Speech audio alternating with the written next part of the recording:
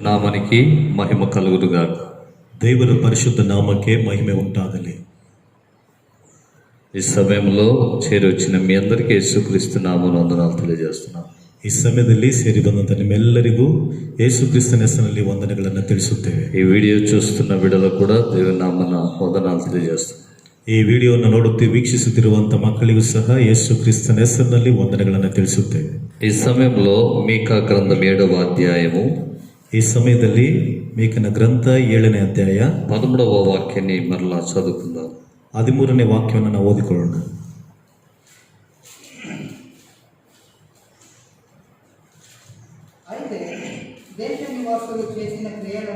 దేశ నివాసులు చేసిన క్రియలను బట్టి దేశము పాడగును. ఈ వాక్యದಲ್ಲಿ దేశ నివాసులు చేసిన క్రియలను బట్టి దేశం పాడైపోతుందని రాయబడింది. ದೇಶದ ನಿವಾಸಿಗಳು ಮಾಡಿದಂತ ಕಾರ್ಯಗಳ ನಿಮಿತ್ತ ದೇಶವು ಹಾಳಾಗಿದೆ ಎಂಬುದಾಗಿ ವಾಕ್ಯದಲ್ಲಿ ಬರೆಯಲ್ಪಟ್ಟಿದೆ. దేశం ఎందుకు పాడవుతుంది? ದೇಶವು ಯಾತಕ್ಕೆ ಹಾಳಾಗುತ್ತಾ ಇದೆ? దేశానికి ఎందుకు కీడు వస్తుంది?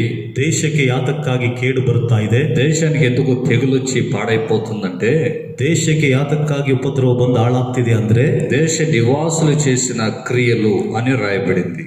ದೇಶದ ನಿವಾಸಿಗಳು ಮಾಡಿದಂತ ಕ್ರಿಯೆಗಳೆಂದು ಬರೆಯಲ್ಪಟ್ಟಿದೆ. ఏ క్రియలను బట్టి పాడైంది దేశం? ಯಾವ ಕ್ರಿಯೆಗಳ ನಿಮಿತ್ತವಾಗಿ ದೇಶವು ಹಾಳಾಗಿದೆ? ఏ క్రియలను బట్టి దేశం నాశనానికి వస్తుంది? ಯಾವ ಕ್ರಿಯೆಗಳ ನಿಮಿತ್ತವಾಗಿ ದೇಶವು ನಾಶನಕ್ಕೆ ಬರುತ್ತದೆ? మొన్న శుక్రవారం ఆ వాక్యాన్ని మనం ధ్యానించున్నాం. ಶುಕ್ರವಾರದ ದಿವಸದಂದು ನಾವು ಆ ವಾಕ್ಯವನ್ನು ಧ್ಯಾನ ಮಾಡಿದ್ದೇವೆ. యెషయా గ్రంథం 24వ అధ్యాయం 5వ వాక్యములో, ಯೆಶಾಯನ ಗ್ರಂಥ 24ನೇ ಅಧ್ಯಾಯ 5ನೇ ವಾಕ್ಯದಲ್ಲಿ, దేవుని వాక్యమును వాళ్ళు మీరుట వలన, ದೇವರ ವಾಕ್ಯಗಳನ್ನು ಅವರು ಮೀರಿದ್ದರಿಂದ దేశం పాడైపోతుంది. ದೇಶವು ಹಾಳಾಗುತ್ತಾ ಇದೆ. దేవుని వాక్యాన్ని మీరుతున్నారు, ದೇವರ ವಾಕ್ಯಗಳನ್ನು ಮೀರುತ್ತಾ ಇದ್ದಾರೆ. దేవుని కట్టడలను మార్చి, ದೇವರ ಕಟ್ಟಳೆಗಳನ್ನು ಮಾರ್ಪಡಿಸಿ వారికి అనుకూలంగా చేసుకుంటున్నారు, ಅವರಿಗೆ ಅನುಕೂಲವಾಗಿ ಮಾಡಿಕೊಳ್ಳುತ್ತಿದ್ದಾರೆ. దేవుని నిత్య నిబంధనను మీరి ఉన్నారు, ದೇವರ ನಿತ್ಯ ಒಡಂಬಡಿಕೆಯನ್ನ ಮೀರಿದ್ದಾರೆ. కనుక దేశం అపవిత్రపరచబడుతుంది, పాడవుతుంది. ಆದ ಕಾರಣ ದೇಶವು ಅಪವಿತ್ರವಾಗುತ್ತಾ ಇದೆ, ಹಾಳಾಗುತ್ತಾ ಇದೆ. ఇవి దేవుని విషయంలో మానవుడు చేస్తున్నటువంటి తప్పుడు క్రియలు.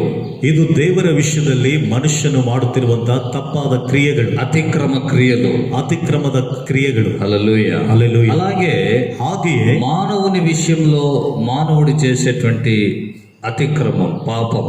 ಮನುಷ್ಯರ ವಿಷಯದಲ್ಲಿ ಮನುಷ್ಯನು ಮಾಡುತ್ತಿರುವಂತಹ ಅತಿಕ್ರಮದ ಕಾರ್ಯ ಪಾಪ, పాపపు కార్యములు, ಪಾಪದ ಕಾರ್ಯಗಳು. ಗಮನಿಸಿರಿ. యెషయా గ్రంథంలో చదువుకున్నాం, ಯೆಶಾಯ ಗ್ರಂಥದಲ್ಲಿ ಓದಿಕೊಂಡಿದ್ದೇವೆ. అది దేవుని విషయంలో వాళ్ళు చేసిన పాపం.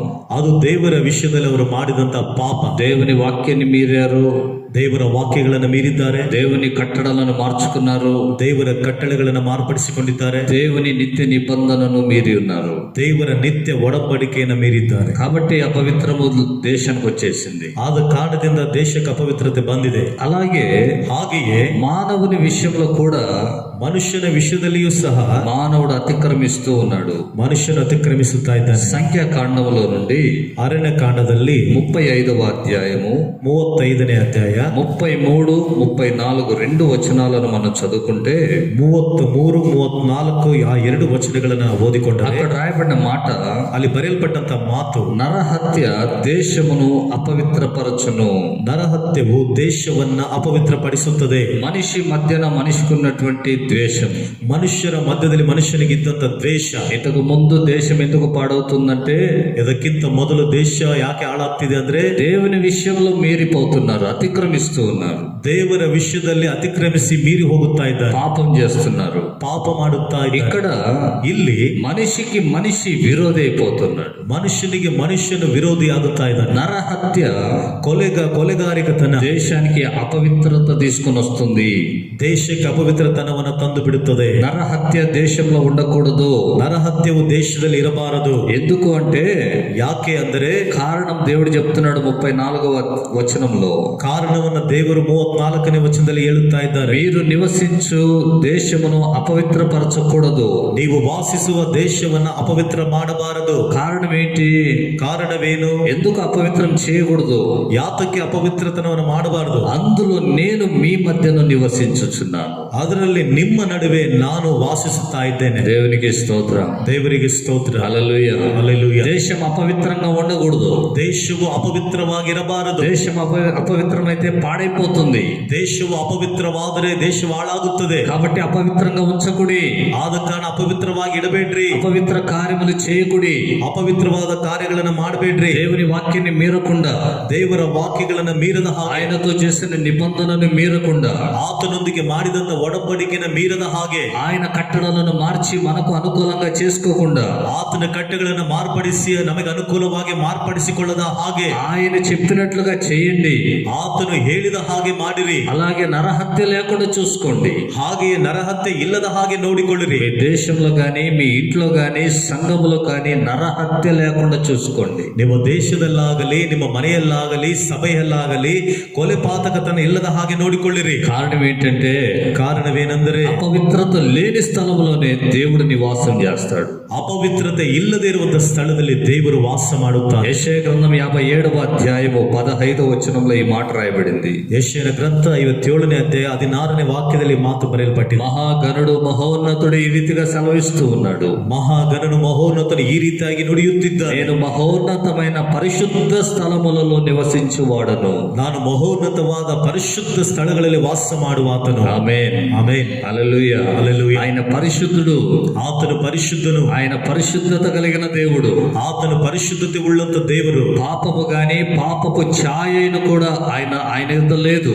ಪಾಪವಾಗಲಿ, ಪಾಪದ ನೆರಳಾಗಲಿ ಆತನ ಬಳಿಯಲ್ಲಿ ಇಲ್ಲವೇ ಇಲ್ಲ. అలాంటి స్థలంలో వాసం చేసేవాడు ఆయన. ಅಂತ ಸ್ಥಳದಲ್ಲಿ ವಾಸ ಮಾಡುವ ಆತನ ఆయన అంటున్నాడు, ಆತನು ಹೇಳುತ್ತಿದ್ದಾನೆ, మీ దేశంలో పవిత్ర క్రియలు చేయండి. ನಿಮ್ಮ ದೇಶದಲ್ಲಿ ಪರಿಶುದ್ಧವಾದ ಕ್ರಿಯೆಗಳನ್ನ ಮಾಡಿರಿ. పరిశుద్ధత కలిగి ఉండండి. ಪರಿಶುದ್ಧತೆ ಉಳ್ಳವರಾಗಿರ್ರಿ. అప్పుడు నాశనం మీ దేశానికి రాదు.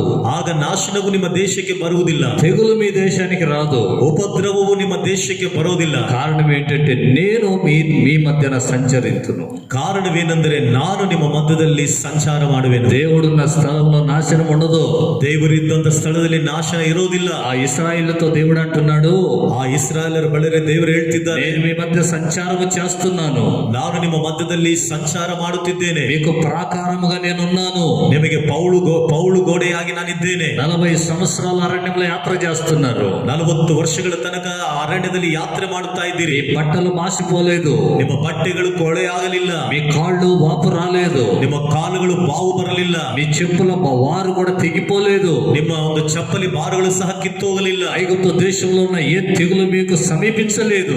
ಐಗುಪ್ತ ದೇಶದಲ್ಲಿದ್ದಂತ ಯಾವ ಉಪದ್ರವ ನಿಮ್ಮ ಹತ್ತಿರಕ್ಕೆ ಬರಲೇ ಇಲ್ಲ. ఈ అరణ్యములో ఏ ప్రాణులు కూడా మిమ్మల్ని సమీపించలేదు. ಈ ಅರಣ್ಯದಲ್ಲಿದ್ದಂತ ಯಾವ ಪ್ರಾಣಿಗಳು ಸಹ ನಿಮ್ಮ ಹತ್ತಿರಕ್ಕೆ ಬರಲೇ ఏ ಇಲ್ಲ. క్రూర జంతువులు కూడా మీ దగ్గరికి రాలేదు. ಯಾವ ಕ್ರೂರ ಜಂತುವಾಗಲಿ ನಿಮ್ಮ ಬಳಿಗೆ ಬರಲೇ ಇಲ್ಲ. ఏ విష సర్పాలు మిమ్మల్ని ఎదుర్కొనలేదు. ಯಾವ ವಿಷ ಸರ್ಪಗಳು ಸಹ ನಿಮ್ಮನ್ನು ಎದುರುಗೊಳ್ಳಲಿಲ್ಲ. కారణం ఏంటంటే, ಕಾರಣವೇನೆಂದರೆ నేను మీ మధ్యన ఉన్నాను. ನಾನು ನಿಮ್ಮ ಮಧ್ಯದಲ್ಲಿದ್ದೇನೆ. దేవుడు మన మధ్యన ఉంటే ದೇವರು ನಮ್ಮ ಮಧ್ಯದಲ್ಲಿ ಇದ್ದರೆ ఏది మనకు ఎంత మాత్రము హాని చేయదు. ಯಾವುದು ನಮಗೆ ಎಷ್ಟು ಮಾತ್ರಕ್ಕೂ ಹಾನಿ ಮಾಡುವುದಿಲ್ಲ. దేవునికి స్తోత్రం. ದೇವರಿಗೆ ಸ್ತೋತ್ರ. హల్లెలూయా. హల్లెలూయా. కాబట్టి దేవుడు అంటున్నాడు, ಆದ್ದರಿಂದಲೇ ದೇವರು ಹೇಳುತ್ತಿದ್ದಾರೆ, నేను మీ మధ్య సంచారం చేస్తున్నాను. ನಾನು ನಿಮ್ಮ ಮಧ್ಯದಲ್ಲಿ ಸಂಚಾರ ಮಾಡುತ್ತಾ ಇದ್ದೇನೆ. కాబట్టి నరహత్య చేయకుడి. ಆದ ಕಾರಣ ನರಹತ್ಯೆ ಮಾಡಬೇಡ್ರಿ. మీ దేశంలో రక్తము చిందింపకుడి ನಿಮ್ಮ ದೇಶದಲ್ಲಿ ರಕ್ತವನ್ನು ಸುರಿಸಬೇಡಿರಿ అని ఇశ్రాయేలుతో దేవుడు మాట్లాడుతూ ఉన్నాడు. ಎಂಬುದಾಗಿ ಇಸ್ರಾಯೇಲರ ಬಳಿ ದೇವರು ಮಾತನಾಡುತ್ತಾ ಇದ್ದಾರೆ. హల్లెలూయా. హల్లెలూయా. ఈ దినము ಈ ದಿನ మనతో దేవుడు చెప్పే మాట ఏంటంటే, ನಮ್ಮೊಂದಿಗೆ ದೇವರು ಹೇಳುವಂತ ಮಾತು ಏನೆಂದರೆ, మత్తయి సువార్త 28వ అధ్యాయం ಮತ್ತಾಯ ಸುವಾರ್ತೆ 28ನೇ ಅಧ್ಯಾಯ 20వ వాక్యం. 20ನೇ ವಾಕ್ಯ. ఇదిగో ಇಗೋ యుగ సమాప్తి సదాకాలం ಯುಗದ ಸಮಾಪ್ತಿ ಎಲ್ಲ ದಿವಸ నేను మీతో కూడా ఉండును. ನಾನು ನಿಮ್ಮ ಜೊತೆಯಲ್ಲಿ ಇರುವೆನು. దేవునికి స్తోత్రం. ದೇವರಿಗೆ ಸ್ತೋತ್ರ. హల్లెలూయా. హల్లెలూయా. యుగ సమాప్తి సదాకాలం ಯುಗದ ಸಮಾಪ್ತಿ ಎಲ್ಲ ದಿವಸ నేను మీతో కూడా ఉంటాను. ನಾನು ನಿಮ್ಮ ಸಂಗಡ ಇರುತ್ತೇನೆ. సంఘముతో దేవుడు చేసిన వాగ్దానం. ಸಭೆಯೊಟ್ಟಿಗೆ ದೇವರು ಮಾಡಿದ ವಾಗ್ದಾನ. దేవుడు ఇశ్రాయేలుతో చెప్తున్నాడు, ದೇವರು ಇಸ್ರಾಯೇಲರ ಬಳಿಯಲ್ಲಿ ಹೇಳ್ತಾ నేను ಇದ್ದೇನೆ, మీ మధ్య సంచారం చేస్తున్నాను. ನಾನು ನಿಮ್ಮ ಮಧ್ಯದಲ್ಲಿ ಸಂಚಾರ ಮಾಡುತ್ತಿದ್ದೇನೆ. నేను మీ మధ్యనే నివాసం చేస్తున్నాను. ನಾನು ನಿಮ್ಮ మధ్యದಲ್ಲಿಯೇ ನಾನು ವಾಸ ಮಾಡುತ್ತಾ ಇದ್ದೇನೆ. అపవిత్రమైంది ఏది మీ దగ్గర కనబడకూడదు, ಅಪವಿತ್ರವಾದುದು ಯಾವುದು ನಿಮ್ಮ ಬಳಿಯಲ್ಲಿ ಕಾಣಿಸಬಾರದು. కానీ నూతన నిబంధన కాలంలో ಆದರೆ ಹೊಸ ಒಡಂಬಡಿಕೆ ಕಾಲದಲ್ಲಿ ఆయన మనలోనే ఉన్నాడు. ಆತನು ನಮ್ಮ ಒಳಗಡೆನೇ ಇದ್ದಾನೆ. ఎవడైతే నమ్మి బాప్తిసం పొందుతున్నాడో వాడు క్రీస్తును ధరించుకొని ఉన్నాడు. ಯಾರಾದರೆ ನಂಬಿ ದೀಕ್ಷಾಸ್ನಾನ ತೆಗೆದುಕೊಳ್ಳುತ್ತಿದ್ದಾರೋ ಆತನು ಕ್ರಿಸ್ತನನ್ನ ಧರಿಸಿಕೊಂಡಿದ್ದಾರೆ. క్రీస్తును ధరించుకొని ఉన్నాం. ಕ್ರಿಸ್ತನನ್ನ ಧರಿಸಿಕೊಂಡಿದ್ದೇವೆ. అంతేకాదు ఆయన మనకు శిరస్సు అయి ఉన్నాడు. ಅಷ್ಟು ಮಾತ್ರವಲ್ಲ, ಆತನು ನಮಗೆ ತಲೆಯಾಗಿದ್ದಾನೆ. ఆయనకు మనం అవయవాలై ఉన్నాం. ಆತನಿಗೆ ನಾವು ಅಂಗಾಂಗಗಳಾಗಿದ್ದೇವೆ అని దేవుని వాక్యంలో రాయబడింది ಎಂಬುದಾಗಿ ದೇವರ ವಾಕ್ಯದಲ್ಲಿ ಬರೆಯಲ್ಪಟ್ಟಿದೆ. హల్లెలూయా. ಹಲ್ಲೆಲೂಯಾ. నేను మీ మధ్యన నివసించే దేవుడను, ನಾನು ನಿಮ್ಮ మధ్యದಲ್ಲಿ ವಾಸ ಮಾಡುವಂತ ದೇವರು, మీతో కూడా ఉంటున్నాను. ನಿಮ್ಮ ಜೊತೆಯಲ್ಲಿ ಇರುತ್ತಾ ಇದ್ದೇನೆ. కాబట్టి నరహత్య చేయకుడి. ಆದ ಕಾರಣ ನರಹತ್ಯೆಯನ್ನ ಮಾಡಬೇಡ್ರಿ. సంఘముతో దేవుడు మాట్లాడుతున్నాడు. ಸಭೆಯೊಟ್ಟಿಗೆ ದೇವರು ಮಾತನಾಡ. నరహత్య సంఘంలో ఉండకూడదు. ನರಹತ್ಯತನ ಸಭೆಯಲ್ಲಿ ಇರಬಾರದು. ఏమిటి నరహత్య? ಏನಿ ನರಹತ್ಯೆ ఏమిటి అంటే ಏನು ಅಂದರೆ 1 యోహాను పత్రిక 3వ అధ్యాయము 1 ಯೋಹಾನನ ಪತ್ರಿಕೆ 3ನೇ ಅಧ್ಯಾಯ 15వ వాక్యం. 15ನೇ ವಾಕ್ಯ. ತನ್ನ ಸಹೋದರನನ್ನು ದ್ವೇಷಿಸುವನು, తన సహోదరుణ్ణి ద్వేషించువాడు ಕೊಲೆಗಾರನಾಗಿದ್ದಾನೆ. నరహత్య చేస్తున్నాడు. తన సహోదరుని ద్వేషించుట నరహత్య. ತನ್ನ ಸಹೋದರನನ್ನು ದ್ವೇಷಿಸುವುದು తన ಕೊಲೆಗಾರನಾಗಿದ್ದಾನೆ. సహోదరుని ద్వేషించేవాడు నరహంతకుడు అని రాయబడింది. ತನ್ನ ಸಹೋದರನನ್ನು ದ್ವೇಷಿಸುವವನು ಕೊಲೆಗಾರನಾಗಿದ್ದಾನೆ ಎಂದು ಬರೆಯಲ್ಪಟ್ಟಿದೆ. ఈ దినాల్లో ద్వేషం విస్తరించిపోతుంది. ಈ ದಿನಗಳಲ್ಲಿ ದ್ವೇಷವು ಹೆಚ್ಚಾಗುತ್ತಾ ಇದೆ. దేశాలపైన దేశాలకు ద్వేషాలు పెరిగిపోతున్నాయి. ದೇಶಕ್ಕೆ ವಿರೋಧವಾಗಿ ದೇಶಗಳ ಮೇಲೆ ವಿರೋಧತನ ದ್ವೇಷ ಜಾಸ್ತಿ ಆಗ್ತಾ ಇದೆ. రాజ్యములపైన రాజ్యాల విరోధాలు చూపిస్తున్నారు. ರಾಜ್ಯಗಳ ಮೇಲೆ ರಾಜ್ಯಗಳ ವಿರೋಧತನ ತೋರಿಸುತ್ತಾ ಇದೆ. ఒక రాజ్యం అంటే మరొక రాజ్యానికి పడదు. ಒಂದು ರಾಜ್ಯ ಅಂದ್ರೆ ಮತ್ತೊಂದು ರಾಜ್ಯಕ್ಕೆ ಆಗ್ತಾ ಇಲ್ಲ. మేము 2005వ ఇస్విలో ನಾವು 2005ನೇ ಇಸ್ವಿಯಲ್ಲಿ తమిళనాడు పోతూ ఉన్నాం. ತಮಿಳುನಾಡಿಗೆ ಹೋಗ್ತಾ ಇದ್ವಿ. ట్రైనింగ్ అక్కడికి పోయినప్పుడు ನಾವು ತರಬೇತಿಗಾಗಿ ಅಲ್ಲಿ ಹೋಗ್ತಾ ಇರುವಾಗ బెంగళూరు నుండి బస్సు ఎక్కితే తిరుచి పోయి దిగేవాళ్ళం. ಬ್ಯಾಂಗ್ಳೂರಿನಿಂದ ಬಸ್ ಹತ್ತಿದ್ರೆ ತಿರುಚಿಗೆ ಹೋಗ್ತಾ ಇದ್ವಿ. బెంగళూరులో బస్ స్టాండ్ లో బస్సు ఎక్కేవాళ్ళం. ಬ್ಯಾಂಗ್ಳೂರಲ್ಲಿ ನಾವು ಬಸ್ ಅನ್ನು ಹತ್ತಾ ಇದ್ವಿ. బస్ స్టాండ్ లో బస్సు ఎక్కేవాళ్ళం. ಬಸ್ ಸ್ಟ್ಯಾಂಡ್ ಅಲ್ಲಿ ಬಸ್ ಹತ್ತಾ ಇದ್ವಿ. కానీ తిరుచి బస్ స్టాండ్ లో దిగేవాళ్ళం కాదు.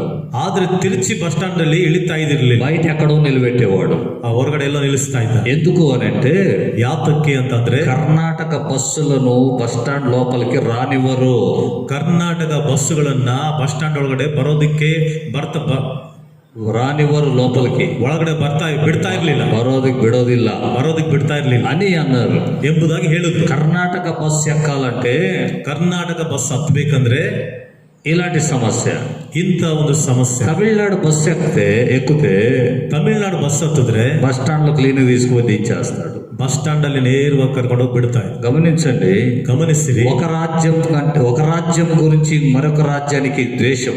ಒಂದು ರಾಜ್ಯದ ಕುರಿತಾಗಿ ಮತ್ತೊಂದು ರಾಜ್ಯಕ್ಕೆ ದ್ವೇಷ. ఊటీ పోయినప్పుడు కూడా ನಾವು ಊಟಿಗೆ ಹೋಗಿದ್ದಾಗಲೂ ಸಹ కర్ణాటక బస్సులు అంటే కోపంతో చూస్తారు. ಕರ್ನಾಟಕ ಬಸ್ಸುಗಳಂದ್ರೆ ಕೋಪದಿಂದ ನೋಡ್ತಾ ಇದ್ರು. మేము కర్ణాటక బస్సు ఎక్కాలనుకుంటే అక్కడున్న ఒక వ్యక్తి అంటాడు, ನಾವು ಕರ್ನಾಟಕ ಬಸ್ ಹತ್ಬೇಕಂದ್ರೆ ಅಲ್ಲಿದ್ದಂತ ಒಬ್ಬ ವ್ಯಕ್ತಿ ಹೇಳ್ತಾ ಇದ್ರು, ఏవి బస్సు ఉంది కదా, దీనికి ఎక్కొచ్చు కదా. ಏನ್ ಈ ಬಸ್ ಇದೆಯಲ್ಲ, ಇದಕ್ಕೆ ಹತ್ಬಹುದಲ್ಲ కదా. ಅಲ್ವಾ? వాళ్ళని 5 నిమిషాలు ఉండనివ్వరు అక్కడ కర్ణాటక బస్సు వాళ్ళను. ಆ ಕರ್ನಾಟಕ ಬಸ್ ಅವ್ರನ್ನ 5 ನಿಮಿಷ ಅಲ್ಲಿ ಇರೋದಕ್ಕೆ ಬಿಡ್ತಾ ಇರ್ಲಿಲ್ಲ. అదే కర్ణాటక వాళ్ళు చూడండి, ಅದೇ ಕರ್ನಾಟಕದವರನ್ನು ನೋಡ್ರಿ, అందరు మనోళ్ళే అంటారు, ಎಲ್ಲರೂ ನಮ್ಮವರೇ ಅಂತಾರೆ. హల్లెలూయా. ಹಲ್ಲೆಲೂಯಾ. గమనించండి, ಗಮನಿಸಿರಿ. రాజ్యములపైన రాజ్యానికి ద్వేషం, ರಾಜ್ಯಗಳ ಮೇಲೆ ದ್ವೇಷ. అలాగే ಹಾಗೆಯೇ ఇరుగు పొరుగు వారి మధ్య ద్వేషాలు, ನೆರೆ ಹೊರೆಯವರ ಮಧ್ಯದಲ್ಲಿ ದ್ವೇಷ. ఒక ఇంట్లోనే తండ్రికి పిల్లలకు ద్వేషాలు, ಒಂದು ಮನೆಯಲ್ಲಿಯೇ ತಂದೆ ಹುಟ್ಟಿದ ಮಕ್ಕಳಿಗೆ ದ್ವೇಷ. ఒక కుటుంబంలోనే ద్వేషం, ಒಂದು ಕುಟುಂಬದಲ್ಲಿ ದ್ವೇಷ. ద్వేషం అనేది విస్తరించిపోతూ ఉంది. ದ್ವೇಷ ಎನ್ನುವಂಥದ್ದು ಹೆಚ್ಚಾಗುತ್ತಾ ಇದೆ. అన్నదమ్ముల పైన ద్వేషం, ಅಣ್ಣ ತಮ್ಮಂದಿರ ಮೇಲೆ ದ್ವೇಷ. ఒకరంటే ఒకరికి కాని స్థితిలో జీవిస్తున్నారు. ಒಬ್ಬರಂದ್ರೆ ಒಬ್ಬರಿಗೆ ಆಗದೇ ಇರುವಂತ ಸ್ಥಿತಿಯಲ್ಲಿ ಜೀವನ ಮಾಡ್ತಿದ್ದಾರೆ. అది మా ఇష్టం అన్నట్లుగా జీవిస్తున్నారు. జీవిస్తున్నారు. ಅದು ಅವರ ಇಷ್ಟ ಎಂಬ ಒಂದು ರೀತಿಯಲ್ಲಿ ಜೀವನ ಮಾಡ್ತಿದ್ದಾರೆ. కానీ అది దేవుని దృష్టిలో ఘోరమైన పాపమని గ్రహించటం లేదు. ಆದರೆ ಅದು ದೇವರ ದೃಷ್ಟಿಯಲ್ಲಿ ಘೋರವಾದ ಪಾಪ ಎಂಬುದಾಗಿ ಅವರು ತಿಳಿದುಕೊಳ್ಳುತ್ತಾ ಇಲ್ಲ. ఒకరంటే ఒకరికి కాదు, ಒಬ್ಬರಂದ್ರೆ ಒಬ್ಬರಿಗೆ ಆಗ್ತಾ ಇಲ್ಲ. వారి క్రియలను చూసి వాళ్ళని ద్వేషించే వాళ్ళు చాలా మంది. ಅವರ ಕ್ರಿಯೆಗಳನ್ನು ನೋಡಿ ಅವರನ್ನು ದ್ವೇಷ ಮಾಡುವಂತರು ತುಂಬಾ ಜನ. బైబిల్లో రాయబడింది, ಸತ್ಯವೇದದಲ್ಲಿ ಬರೆಯಲ್ಪಟ್ಟಿದೆ, దుర్జనులను చూసి వ్యసన పడకు. ದುರ್ಜನಗಳನ್ನು ನೋಡಿ ನೀನು ಉರಿಗೊಳ್ಳಬೇಡ, వ్యసన పడకు, ಉರಿಗೊಳ್ಳಬೇಡ. వారి సావాసాన్ని కూడా కోరుకోవద్దు. ಅವರ ಸಹವಾಸವನ್ನು ಸಹ ಬಯಸಬೇಡ, వారి సావాసాన్ని కోరొద్దు. ಅವರ ಸಹವಾಸವನ್ನು ಇಷ್ಟಪಡಬೇಡ. వాళ్ళు దుర్జనులు, ಅವರು ದುರ್ಜನರು, చెడు కార్యములు చేసేవాళ్ళు, ಕೆಟ್ಟ ಕಾರ್ಯಗಳನ್ನು ಮಾಡುವಂತವರು. వాళ్ళని చూసి వ్యసన పడొద్దు. ಅವರನ್ನು ನೋಡಿ ನೀನು ಉರಿಗೊಳ್ಳಬೇಡ. చూస్తుంటాం మనం చాలా మందిని, ನೋಡ್ತಾ ಇರ್ತೀವಿ ನಾವು ತುಂಬಾ ಜನ. వాళ్ళు సర్లేదు, ಅವರು ಸರಿ ಇಲ್ಲ, అందుకే నాకు వాళ్ళంటే పడదు. ಅದಕ್ಕೆ ಅವರಂದ್ರೆ ನನಗೆ ಆಗಲ್ಲ. నరహత్య, ಅದು ನರಹತ್ಯೆ, అదే నరహత్య, ಅದೇ ನರಹತ್ಯೆ, అదే ద్వేషం. ಅದೇ ದ್ವೇಷ. బైబిల్లో రాయబడింది, ಸತ್ಯವೇದದಲ್ಲಿ ಬರೆಯಲ್ಪಟ್ಟಿದೆ, దేవుడు పాపులను కూడా ప్రేమించాడు, ದೇವರು ಪಾಪಿಗಳನ್ನು ಸಹ ಪ್ರೀತಿ ಮಾಡಿದ್ದಾನೆ, కానీ పాపాన్ని ద్వేషించాడు. ಆದರೆ ಪಾಪವನ್ನು ದ್ವೇಷ ಮಾಡಿದ್ದಾನೆ. మనం ఏం చేస్తాం? ನಾವೇನ್ ಮಾಡ್ತೀವಿ? పాపాన్ని పక్కన పెట్టేస్తాం, ಪಾಪವನ್ನ ಪಕ್ಕದಲ್ಲಿ ಇಟ್ಬಿಡ್ತೀವಿ. వాడిని వ్యక్తిని ద్వేషించే స్థితికి దిగజారిపోతున్నా. ಆ ವ್ಯಕ್ತಿಯನ್ನು ದ್ವೇಷ ಮಾಡುವಂತ ಸ್ಥಿತಿಗೆ ಹಿಂಜಾರಿ ಹೋಗ್ತೀವಿ. దేశం పాడు కాదా? ದೇಶ ಹಾಳಾಗೋದಿಲ್ವಾ? కుటుంబం పాడు కాదా? ಕುಟುಂಬ ಹಾಳಾಗೋದಿಲ್ವಾ? ఎందుకు కుటుంబాలు పాడైపోతున్నాయి? ಯಾತಕ್ಕಾಗಿ ಕುಟುಂಬಗಳು ಹಾಳಾಗೋಗ್ತಾ ಇದೆ? ఎందుకు ఆ కుటుంబంలో ప్రభు నివసించలేకపోతున్నాడు? ಯಾತಕ್ಕಾಗಿ ಕರ್ತನ ಕುಟುಂಬದಲ್ಲಿ ವಾಸ ಮಾಡಲಿಕ್ಕೆ ಆಗದೆ ಹೋಗ್ತಿದ್ದಾನೆ? నరహత్యకు సమానమైన ద్వేషం లోపల నివాసం చేస్తుంది. ನರಹತ್ಯೆಗೆ ಸಮಾನವಾದ ದ್ವೇಷವು ಒಳಗಡೆ ವಾಸ ಮಾಡುತ್ತಾ ಇದೆ. అన్నదమ్ములకు ద్వేషం, ಅಣ್ಣ ತಮ್ಮಂದರಿಗೆ ದ್ವೇಷ, మతాల మధ్య ద్వేషాలు ఈ దినాల్లో ఎక్కువ. మతముల మధ్య, ಮತಗಳ ಮಧ್ಯದಲ್ಲಿ ದ್ವೇಷ. మా మతం గొప్పది, మా మతం గొప్పది, ನಮ್ಮ ಮತ ದೊಡ್ಡದು, ನಮ್ಮ ಮತ ದೊಡ್ಡದು.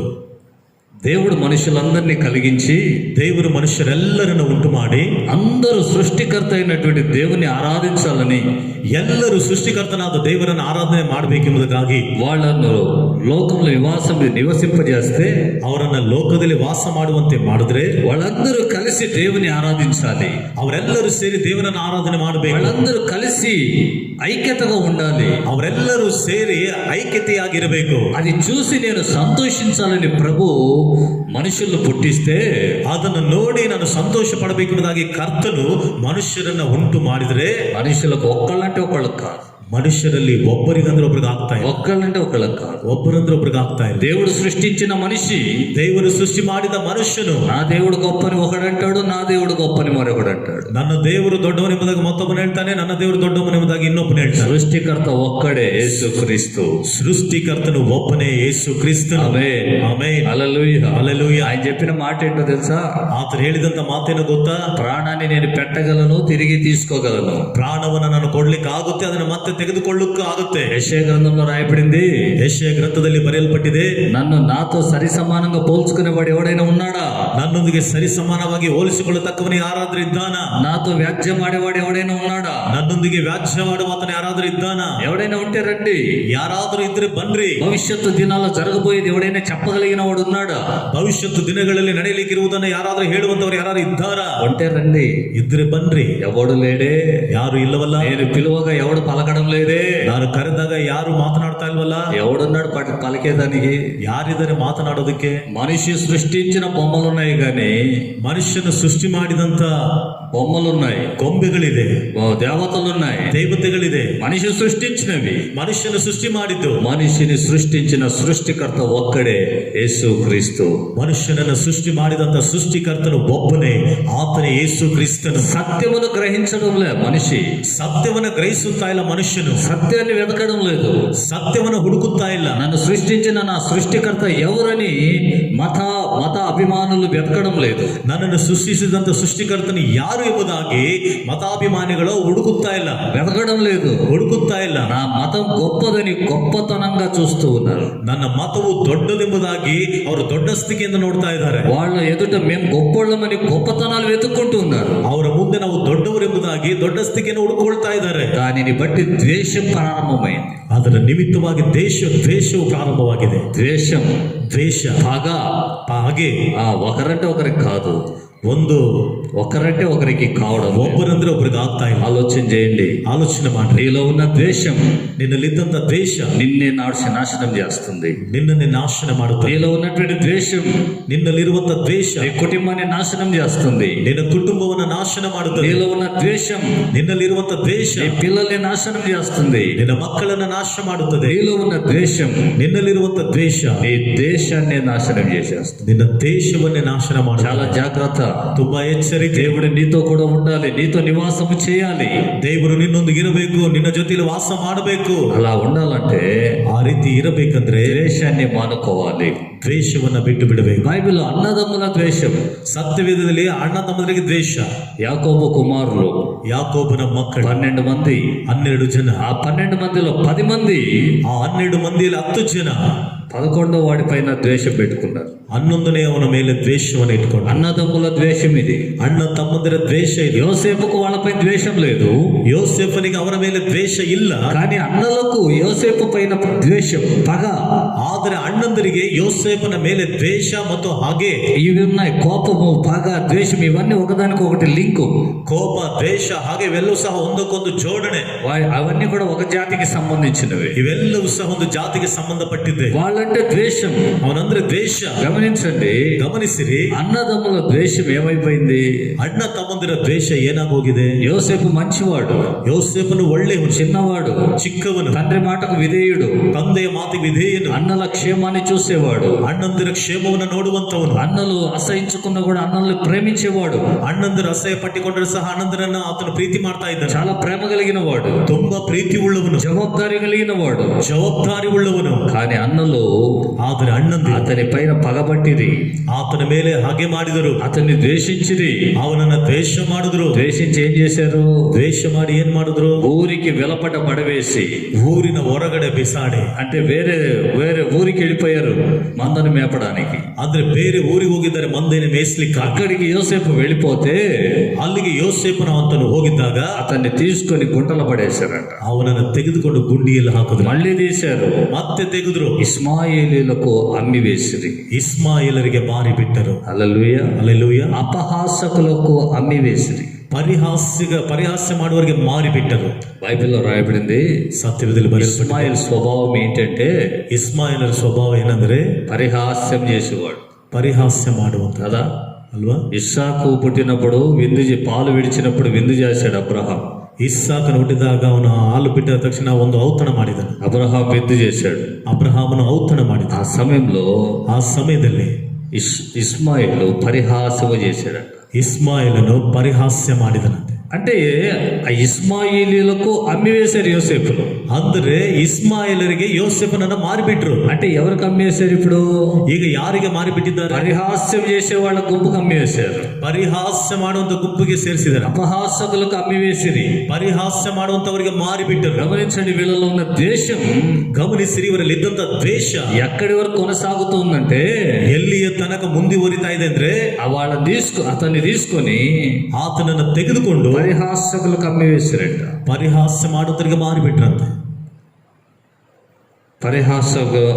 వాళ్ళకు అమ్మివేసిరి. ಪರಿಹಾಸ್ಯ ಮಾಡುವಂತವರಿಗೆ, పరిహాస్య చేసే వాళ్ళకు అమ్మివేసిరి. ಪರಿಹಾಸ್ಯ ಮಾಡುವಂತವರಿಗೆ ಮಾರಿಬಿಟ್ಟು వాళ్ళు తీసుకుపోయి ఐగుప్తు దేశంలో అమ్ముకున్నారు. ಅವರು ತೆಗೆದುಕೊಂಡು ಹೋಗಿ ಐಗುಪ್ತ ದೇಶಕ್ಕೆ ಮಾರಿಬಿಟ್ರು. బానిసగా చేయబడ్డాడు అతను. ಅವನು ಗುಲಾಮನಾಗಿ ಮಾರ್ಪಟ್ಟನು. గమనించండి, వీళ్ళ దేశం ఎక్కడ దాకా వెళ్ళిపోయింది.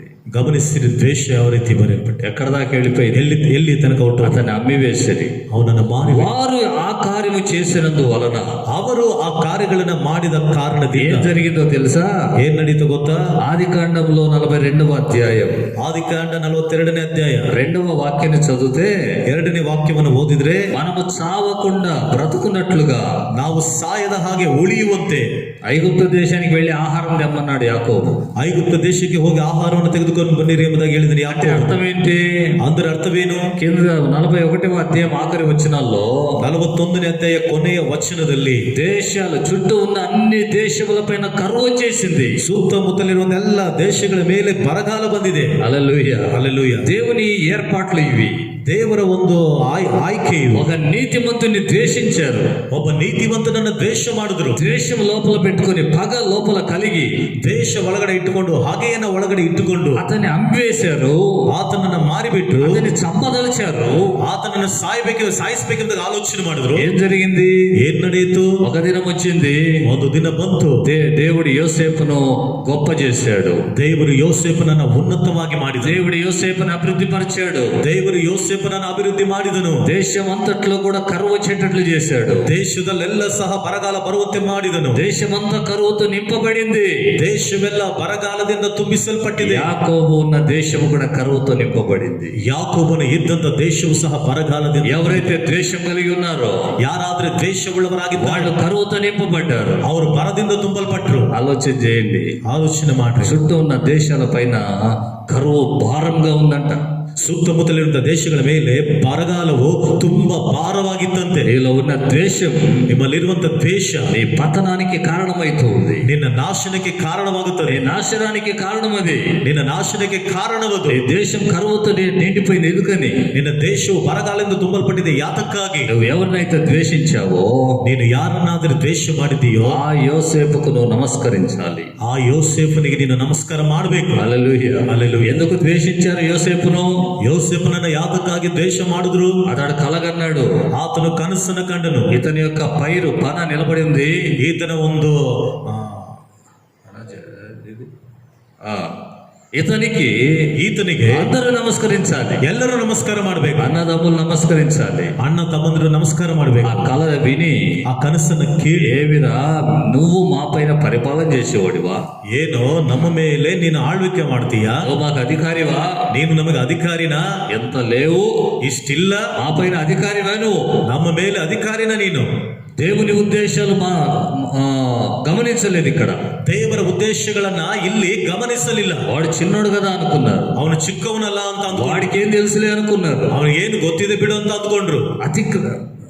దేవుని యొక్క ఉద్దేశాలని మీరి ఆలోచన చేశారు. ದೇವರ ಉದ್ದೇಶವನ್ನ ಮೀರಿ ಆಲೋಚನೆ ಮಾಡಿದ್ರು. హల్లెలూయా. ಹಲ್ಲೆಲೂಯಾ. మేమంట వీనికి నమస్కరిస్తామంట ನಾವಂತೆ ಇವನಿಗೆ ನಮಸ್ಕಾರ ಮಾಡ್ತೀವ అని ಎಂಬುದಾಗಿ పగబట్టారు. ಹಾಗೆ ಇಟ್ಕೊಂಡ್ರು. ఏం జరిగింది? ಏನು ನಡೆಯಿತು? వాళ్ళలో ఉన్న ద్వేషం ಅವರಲ್ಲಿದ್ದಂತ ದ್ವೇಷ వాళ్ళ పతనానికి కారణమైపోయింది. ಅವರ ನಾಶನಕ್ಕೆ ಕಾರಣ. ఒక దినం వచ్చింది. ಒಂದು ದಿನ ಬಂತು. ఐగుప్తు దేశంలో ఫరో అంతటి వాడుగా యోసేపు ఎదిగాడు. ಐಗುಪ್ತ ದೇಶದಲ್ಲಿ ಫರೋವನಷ್ಟು ಮಟ್ಟಿಗೆ ಆ ಯೋಸೇಫರು ಬೆಳೆದನು. హల్లెలూయా. ಹಲ್ಲೆಲೂಯಾ. కరువు వచ్చేసింది.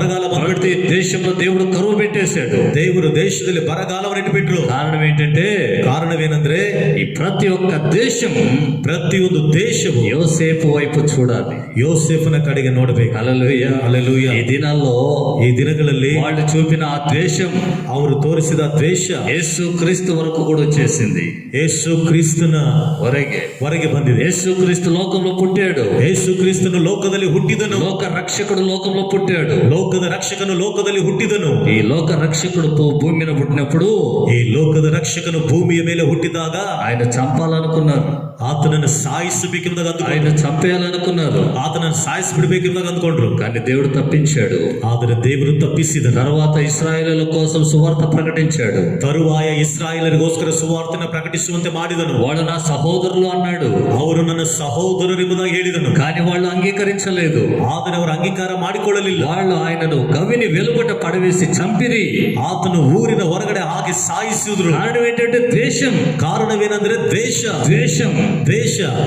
ఇశ్రాయేలీలో ఒక నీతిమంతుడైన యోసేపును చంపినట్లుగానే ఇశ్రాయేలులో ఒక నీతిమంతునాದ యోసేపునನ್ನು ಸಾಯಿಸಿದ ಹಾಗೆ యేసుక్రీస్తును కూడా ద్వేషించి పగబట్టి చంపిరి. యేసుక్రీస్తునನ್ನು ದ್ವೇಷ ಮಾಡಿ ಹಾಗೆ ಇಟ್ಟುಕೊಂಡು ಸಾಯಿಸಿ ಬಿಟ್ರು. వాళ్ళు అనుకునేవాళ్ళు, ಅವ್ರು ಅಂದುಕೊಳ್ತಾ ಇದ್ರು. పరిసయ్యులు శాస్త్రులు పరిసయ్యులు అనుకుంటున్నారు, ಶಾಸ್ತ್ರಿಗಳು ಫರಿಸಾಯರು ಅಂದುಕೊಳ್ತಾ ಇದ್ರು, మన ప్రయత్నాలన్నీ వ్యర్థమైపోతున్నాయి, ನಮ್ಮ ಪ್ರಯತ್ನಗಳೆಲ್ಲವೂ ಸಹ ವ್ಯರ್ಥವಾಗ್ತಾ ಇದೆ. ఈయన వచ్చిన తర్వాత మన పనులు ఏవి సాగడం లేదు. సాగట్లేదు. ಈತನು ಬಂದ ಮೇಲೆ ನಮ್ಮ ಕೆಲಸಗಳಲ್ಲೂ ಯಾವುದು ಸಹ ಮುಂದುವರಿತಾ ಇಲ್ಲ. ఈయనను ఏ రీతిగా చంపాలి ಈತನನ್ನ ಯಾವ ರೀತಿ ಸಾಯಿಸಬೇಕು ప్లాన్ చేశారంట. ಒಂದು ಯೋಜನೆ ಮಾಡಿದ್ರು. ప్లాన్ చేసుకుంటూ ఉన్నారు. ಒಂದು ಯೋಜನೆ ಮಾಡ್ಕೊಂಡು పగబట్టారు, ಹಾಗೆ ಇಟ್ಕೊಂಡ್ರು. ద్వేషాన్ని పెంచుకున్నారు. ದ್ವೇಷವನ್ನ ಬೆಳೆಸ್ಕೊಂಡ್ರು. ఆఖరిగా సిలువేసి చంపేశారు. ಕೊನೆಯದಾಗಿ ಶಿಲುಬೆಗೆ ಹಾಕಿ ಸಾಯಿಸಿ ఆయన పాతి పెట్టబడి 3వ రోజు పునరుత్థానుడుగా లేచాడు. ಆತನು ಓಡಲ್ಪಟ್ಟು 3ನೇ ದಿನ ಪುನರುತ್ಥಾನನಾಗಿ ಎದ್ದನು. హల్లెలూయా, ಹಲ್ಲೆಲೂಯಾ, హల్లెలూయా. ಹಲ್ಲೆಲೂಯಾ. ఆయన పునరుత్థానుడుగా లేచాడు.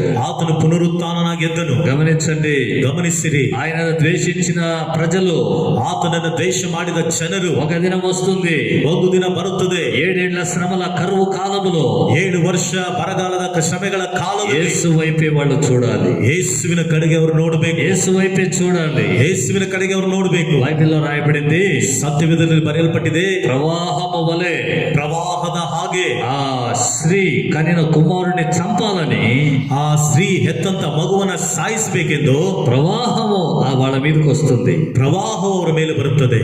అంటే క్రీస్తు విరోధి ಅಂದರೆ ಕ್ರಿಸ್ತ ವಿರೋಧಿ ఇశ్రాయేలు పైన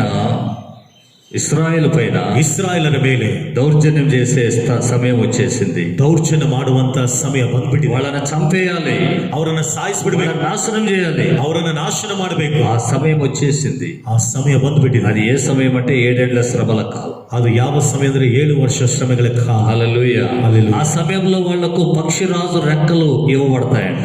ಆ ಸಮಯದಲ್ಲಿ ಅವರಿಗೆ ಆ ಹದ್ದಿನ ಒಂದು ರೆಕ್ಕೆಗಳು ಕೊಡಲ್ಪಡುತ್ತದಂತೆ. ఆమె ఎగిరిపోయి అరణ్యంలో 3.5 సంవత్సరం ఉంటుంది. ಅವು ಆರಿ ಹೋಗಿ 3.5 ವರ್ಷಗಳ ಕಾಲ ಅರಣ್ಯದಲ್ಲಿ ಇರ್ತಾರೆ. అంటే 3.5 సంవత్సరాలు శ్రమల కాలం. ಅಂದರೆ 3.5 ವರ್ಷಗಳ ಕಾಲ ಶ್ರಮೆಗಳ ಕಾಲ. అప్పుడు అందరితో నిబంధనలు స్థిరపరుస్తాడు క్రీస్తు విరోధి. ಆಗ ಎಲ್ಲರೊಟ್ಟಿಗೆ ಒಡಂಬಡಿಕೆಯನ್ನು ಸ್ಥಿರಪಡಿಸುತ್ತಾನೆ ಕ್ರಿಸ್ತ ವಿರೋಧಿ. ఆ 3.5 సంవత్సరాల తర్వాత మహాశ్రమల కాలం. ಆ 3.5 ವರ್ಷಗಳ ನಂತರ ಮಹಾಶ್ರಮೆಗಳ ಕಾಲ. ఆ 3.5 సంవత్సరాల తర్వాతనే, ಆ 3.5 ವರ್ಷಗಳ ನಂತರವೇ వాడు విగ్రహాన్ని యెరూషలేము దేవాలయంలో నిలబెట్టేది. ಅವನು విగ్రహವನ್ನ ಯೆರೂಷಲೇಮ್ ದೇವಾಲಯದಲ್ಲಿ ನಿಲ್ಲಿಸೋದು. ఇశ్రాయేలులందరినీ ప్రేరేపిస్తాడు నమస్కరించమని. ಇಸ್ರಾಯೇಲ್ ಎಲ್ಲರನ್ನ ಪ್ರೇರೇಪಣೆ ಮಾಡ್ತಾನೆ, ನಮಸ್ಕಾರ ಮಾಡ್ರಿ ಎಂಬುದಾಗಿ. అది చూసిన వెంటనే ఇశ్రాయేలు అనుకుంటారు, ಅದನ್ನು ನೋಡಿದ ಕೂಡಲೇ ಇಸ್ರಾಯೇಲರು ಅಂದುಕೊಳ್ಳುತ್ತಾರೆ, విగ్రహాన్ని నిలబెట్టాడు, ವಿಗ್ರಹವನ್ನ ನಿಲ್ಲಿಸಿದ್ದಾನೆ, హేయమైన ప్రాణిని బలిస్తున్నాడు, ಅಸಹ್ಯವಾದ ಪ್ರಾಣಿಯನ್ನ ಬಲಿ ಕೊಡ್ತಾ ಇದ್ದಾನೆ. విగ్రహాన్ని నిలబెట్టాడంటే వీడు మెస్సయ్య కాదు. ವಿಗ್ರಹವನ್ನ ನಿಲ್ಲಿಸಿದ್ದಾನೆ ಅಂದ್ರೆ ಇವನು ಮೆಸ್ಸಿಯನಲ್ಲ. పారిపోదాం పదండి, ಓಡಿ ಹೋಗೋಣ ಬನ್ನಿರಿ. బైబిల్లో రాయబడింది, ಸತ್ಯವೇದದಲ್ಲಿ ಬರೆಯಲ್ಪಟ್ಟಿದೆ, నాశనకరమైన హేయ వస్తువు చూడగానే, ನಾಶನಕರವಾದ ಅಸಹ್ಯ ವಸ್ತುವನ್ನ ನೋಡಿದ ಕೂಡಲೇ వాళ్ళు పారిపోవాలంట. ಅವರು ಓಡಿ ಹೋಗಬೇಕು. అది ఇశ్రాయేలుకు జరిగే సన్నివేశం. ಅದು ఇస్రాయేల్ ನಡೆಯುವಂತ ಸಂದರ್ಭ. సంఘం ఉండదప్పటికి, ಸಭೆ ಇರೋದಿಲ್ಲ. ಅವಾಗ సంఘం ఎత్తబడి ఉంటుంది, ಸಭೆ ಎತ್ತಲ್ಪಟ್ಟಿರುತ್ತದೆ. యోసేపు యేసు ప్రభుకు సూచనగా అక్కడ ఉన్నాడు పాత నిబంధన కాలములో. ಯೋಸೇಫನು ಯೇಸು ಕ್ರಿಸ್ತನಿಗೆ ಸಾದೃಶ್ಯವಾಗಿ ಹಳೆಯ ಒಡಂಬಡಿಕೆ ಕಾಲದಲ್ಲಿದ್ದಾನೆ. 7 ఏళ్ల శ్రమల కాలం జరిగినట్లే 7 సంవత్సరాలు కరువు కాలం వచ్చింది.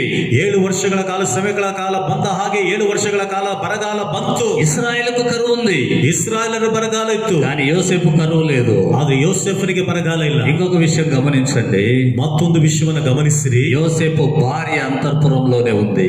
ಯೋಸೇಫನ ಹೆಂಡತಿ ಅರಮನೆಯಲ್ಲೇ ಇದ್ದ. హల్లెలూయా, హల్లెలూయా. ఇశ్రాయేలు యేసుక్రీస్తుకు అన్నదమ్ములు, ಇಸ್ರಾಯೇಲರು ಯೇಸು ಕ್ರಿಸ್ತನಿಗೆ ಅಣ್ಣ ತಮ್ಮಂದಿರು. కానీ మనం ఎవరము?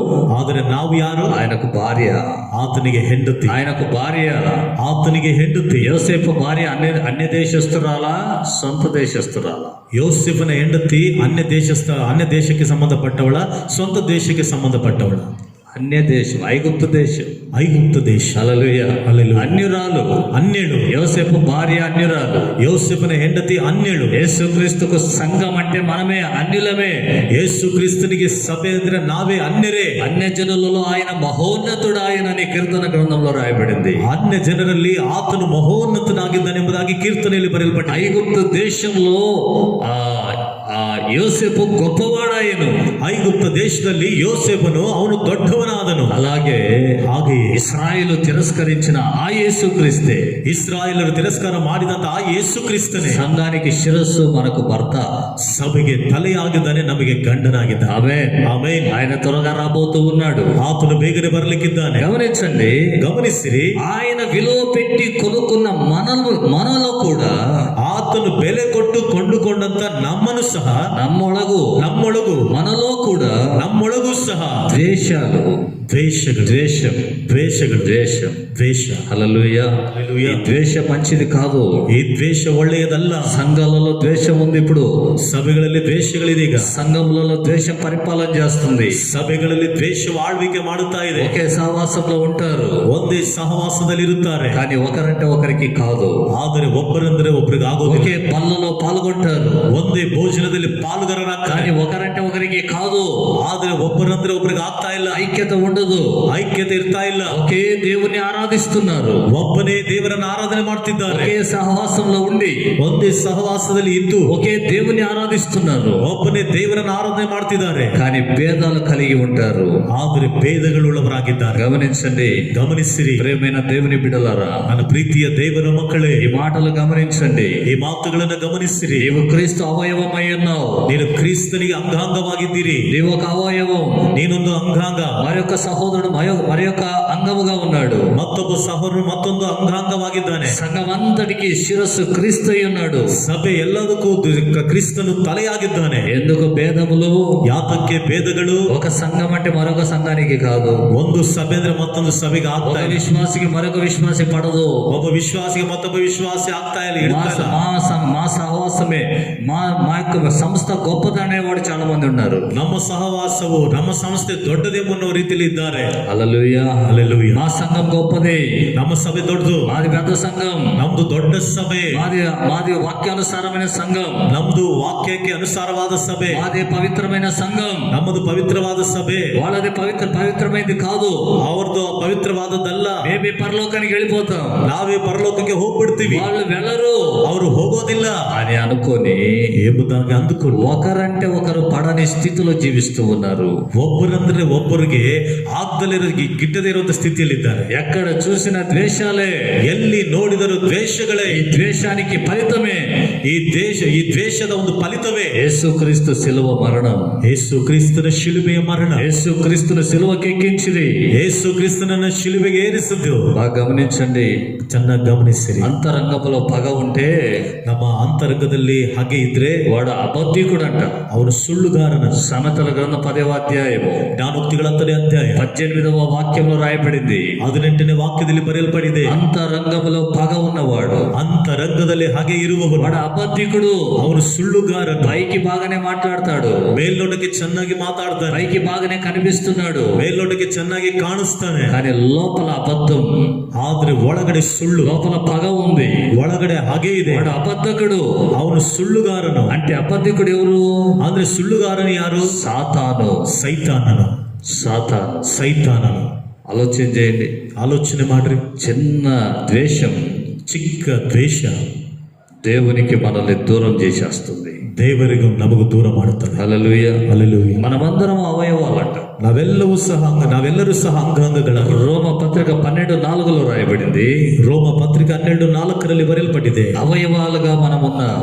ನಾವು అంగాంగಗಳಾಗಿದ್ದೇವೆ. మనమందరం అవయవాలుగా ఉన్నాం, ನಾವೆಲ್ಲರೂ ಸಹ ಅಂಗಾಂಗಗಳಾಗಿದ್ದೇವೆ. కానీ శిరస్సు ఒక్కడే యేసుక్రీస్తు. ಆದ್ರೆ ತಲೆ ಒಬ್ಬನೇ ಯೇಸು ಕ್ರಿಸ್ತ. హల్లెలూయా. హల్లెలూయా. ఆయన ఒక్కడే శిరస్సు, ಆತನೊಬ್ಬನೇ ತಲೆಯಾಗಿದ್ದ, ఆయనే శిరస్సు.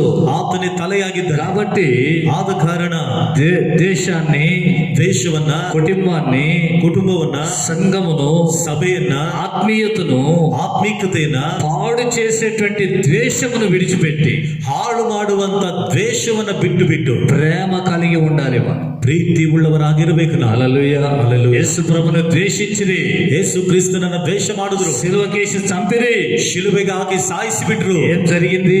ಏನ್ ನಡೆಯಿತು? యెరూషలేము దేవాలయం అన్యుల చేత పట్టబడిపోయింది. ಯೆರೂಷಲೇಮು ದೇವಾಲಯ ಅನ್ಯರ ಕೈಗೆ ಅವರಿಗೆ ಹಿಡಿಯಲ್ಪಟ್ಟಿತು. ఈయన రక్త అపరాధం మా పైన ఉండని అన్నారు.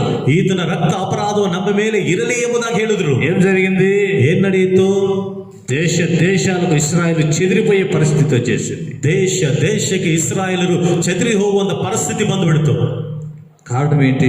ಕಾರಣವೇನು? వారిలో ఉన్న ద్వేషం, ಅವರಲ್ಲಿದ್ದಂತ ದ್ವೇಷ, వారిలో ఉన్న పగ, ಅವರಲ್ಲಿದ್ದಂತ ಹಾಗೆ యేసు ప్రభు అయిన నీతివంతుడైన యేసు ప్రభుని చంపాలనే పగ, ನೀತಿವಂತನಾದ ಯೇಸು ಕ್ರಿಸ್ತನನ್ನ ಸಾಯಿಸಬೇಕೆಂಬಂತ ಹಾಗೆ ఆ ద్వేషం వారి యొక్క నాశనానికి కారణమైంది. ಅವರ ಒಂದು ನಾಶನಕ್ಕೆ ಕಾರಣವಾಯಿತು. ఈ దినం అలాంటి ద్వేషాన్ని మానుకోవాలి. ಈ ದಿನದಲ್ಲಿ ಅಂತ ದ್ವೇಷವನ್ನ ಬಿಟ್ಟು ಬಿಡಬೇಕು. యేసు ప్రభు లేని స్థలం ಯೇಸು ಕ್ರಿಸ್ತನ ಇಲ್ಲದೆ ಇರುವಂತಹ ಸ್ಥಳ అది పాపపు స్థలం. ಅದು ಪಾಪದ ಸ್ಥಳ. అక్కడ నాశనం ఉంది, ಅಲ್ಲಿ ನಾಶನವಿದೆ, అక్కడ మరణం ఉంటుంది, ಅಲ್ಲಿ ಮರಣ ಇರುತ್ತದೆ, అక్కడ రోగాలు ఉంటాయి. ಅಲ್ಲಿ ರೋಗಗಳಿರುತ್ತೆ. అదే యేసుక్రీస్తు ఉంటే ಅದೇ ಯೇಸು ಕ್ರಿಸ್ತನಿದ್ರೆ మార్త ఒక మాట అంటుంది, ಮಾರ್ತಳೊಂದು ಮಾತನ್ನ ಹೇಳ್ತಾಳೆ, అయ్యా ಅಯ್ಯ నీవు ఇక్కడ ఉండిన ఎడల ನೀನು ಇಲ್ಲಿ ಇದ್ದಿದ್ರೆ నా తమ్ముడు చావడు, ನನ್ನ ತಮ್ಮನ ಸಾಯ್ತಾ ಇರ್ಲಿಲ್ಲ, నా తమ్ముడు చావడు. ನನ್ನ ತಮ್ಮನ ಸಾಯ್ತಾ నీవు ఇక్కడ ఉండింటే ನೀನು ಇಲ್ಲಿ ಇದ್ದಿದ್ರೆ నా తమ్ముడు చావడు. ನನ್ನ ತಮ್ಮನ ಸಾಯ್ತಿರ್ಲಿಲ್ಲ. ఎందుకంటే ಯಾಕಂದ್ರೆ నీవున్న స్థలంలో మరణం అధికారం చేయదు,